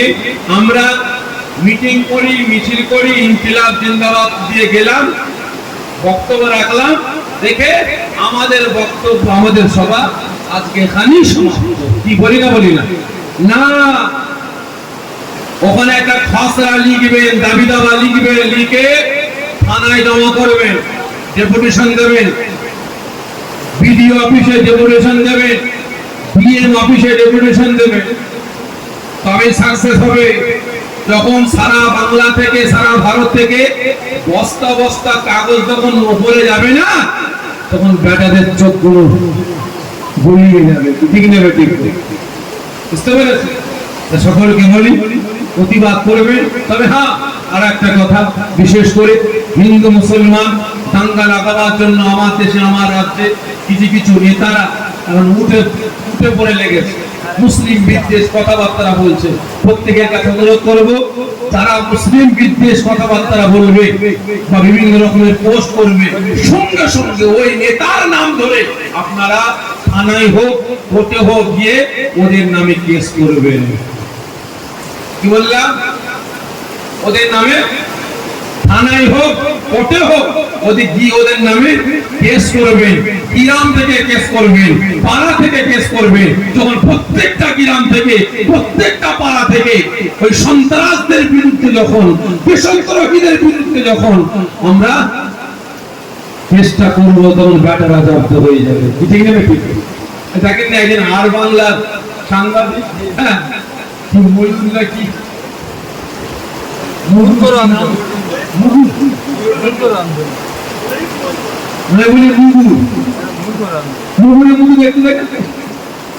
মুগুর দেখতে, হ্যাঁ, বলছে একই বৃন্দে দুটি কুসুম, হিন্দু মুসলমান। কিসের কুসুম, কিসের কুসুম? ঠিক নেবে? ঠিক। তুমি সেগুলা চলে যাও, বেরিয়ে যাও, তোরা বাপের দেশ, আমরা বাপের দেশে খাই। ঠিক নেবে? ঠিক। ভালো করে বুঝবি, এরা ভেবে নিয়েছে যেটা বাপের দেশ, ওদের বাপের সম্পদ। না না, এ দেশে হিন্দু ভাইদের, খ্রিস্টান ভাইদের, শিখ ভাইদের, পার্সি ভাইদের, পাঞ্জাবি ভাইদের, এ দেশের মাটিতে যতটুকু অধিকার আছে, আমরা মুসলমান আমাদের অতটুকু অধিকার আছে। তবে হ্যাঁ, এতদিন ওয়াকা বনে লুটে বাটে খেয়েছিল। ঠিক না বেটি? ঠিক না বেটি? ভাই, পাতলা গো আর শক্ত গো। পাতলা গো ঘাটলে কি হয় বলেন তো? কথা বলেন যে গন্ধ বেশি বেরোয় না শক্ত গো ঘাটলে বেশি বেরোয়? বলে হ্যাঁ, শক্ত গো ঘাটলে গন্ধ বেশি বেরোয়। খারাপ করে নেবেন না। বাঘ কামড়ায় মানে হামলা চালায় কখন? বলে কখন? যখন ওর উপরে আক্রমণ করা হয়, ঠিক না বেটি? আর না হলে যখন খিদে পেয়ে যায়। বুঝতে পেরেছেন? আমরা ক্ষুধার্ত, আমরা ক্ষুধার্ত, আমরা এখন ঘুমাচ্ছি, অনাহারে ঘুমাচ্ছি, আমাদের জাগাও নেই। জাগালে ছেলে কথা বলবো না, ঠিক না বেটি? ঠিক ঠিক। ভাই ঘাটতে ঘাটতে ঘাটতে ঘাটতে না সবটুকু ঘেটে ফেলেছে, বন্ধুদের বেরোবে, ঠিক না বেটি? সহ্য তো করতে হবে। এতদিন খাচ্ছিল ওয়াকাপ লুটে মাঠে, আমরা বুঝতাম না, ঠিক না বেটে? আপনারা জানতেন ওয়াকাপ সম্পর্কে? এত কিছু জানতেন না না, তাহলে বলেন না? জানতাম না। আমাদের এত সম্পত্তি আছে আমরা জানতাম? আমরা জানতাম না। কিন্তু আজকে আমাদের চোখ খুলে গেছে, আর খেতে দেবো না। ঘাটতে ঘাটতে ঘুমটা আমাদের নাকে চলে এসেছে, ঠিক না ঠিক? আমরা বুঝে গেছি অত সহজ নয়। লুটে পাটে অনেক খেয়েছো, আর খেতে কি কথা বলে দেবো না ভাই। গন্ধ ফাঁস করে বেরিয়ে সারাদিনে ছড়িয়ে গেছে, বুঝতে পেরেছেন?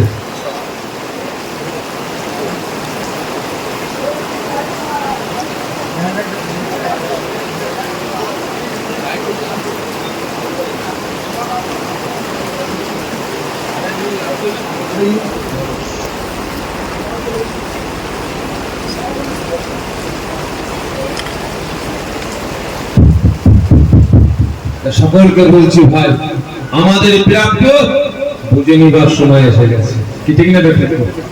আর খেতে দেবো না ইনশাআল্লাহ।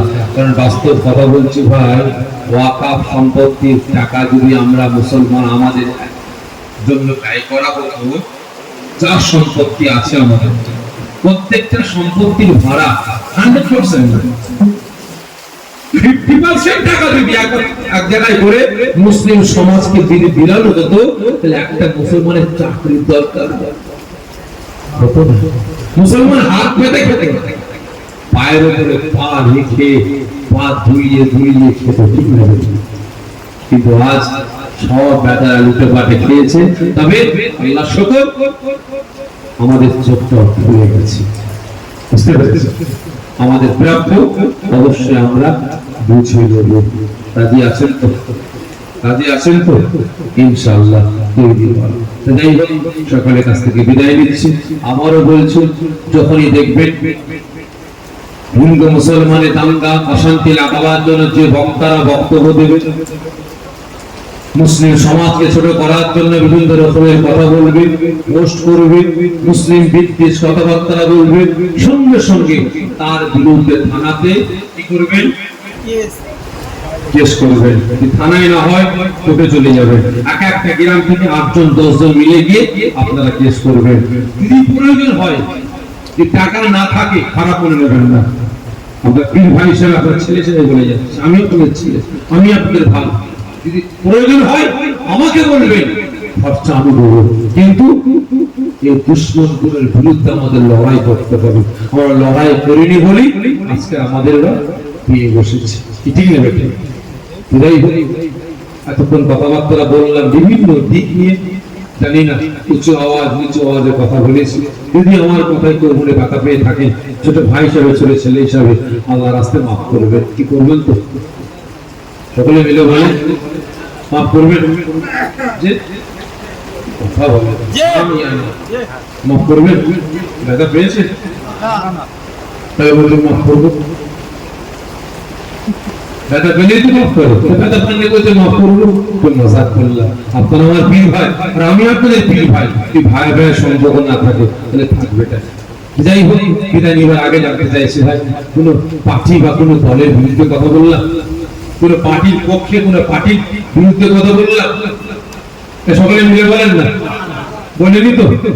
কারণ কিছু কিছু মানুষ ভাই আমাকে দাওয়াত দিতে ভয় খায়, আমার বিরুদ্ধে কথা বলে। আমি নাকি ভাই কোন পার্টির দালাল, কোন পার্টির বিরুদ্ধে কথা বলি না।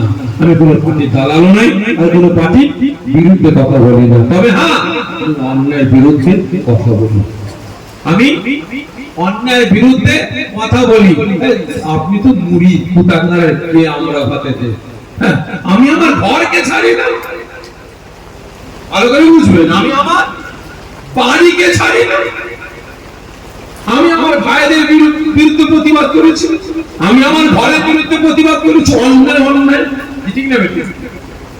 আপনি তো কুতাকারের খারাপ বলে নেবেন, তবে প্রত্যেকের কাছে অনুরোধ করবো, অন্যায় দেখবেন, প্রতিবাদ করবেন।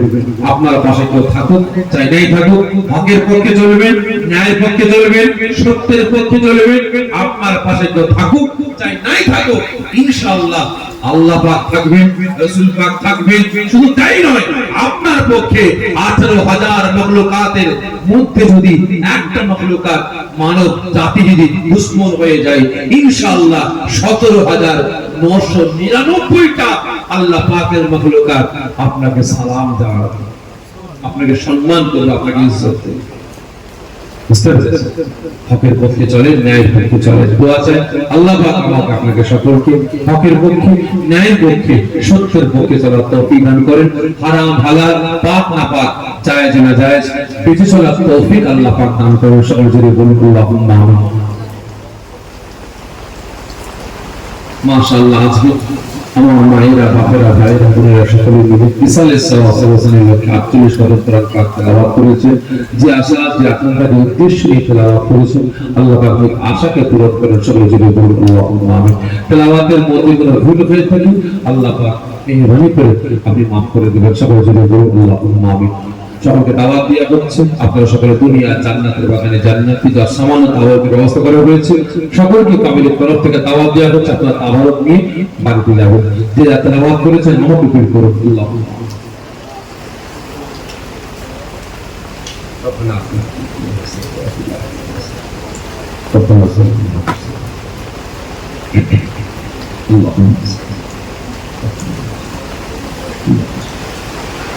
اللهم نزل اللهم نزل اللهم اهدنا الصراط المستقيم اللهم نزل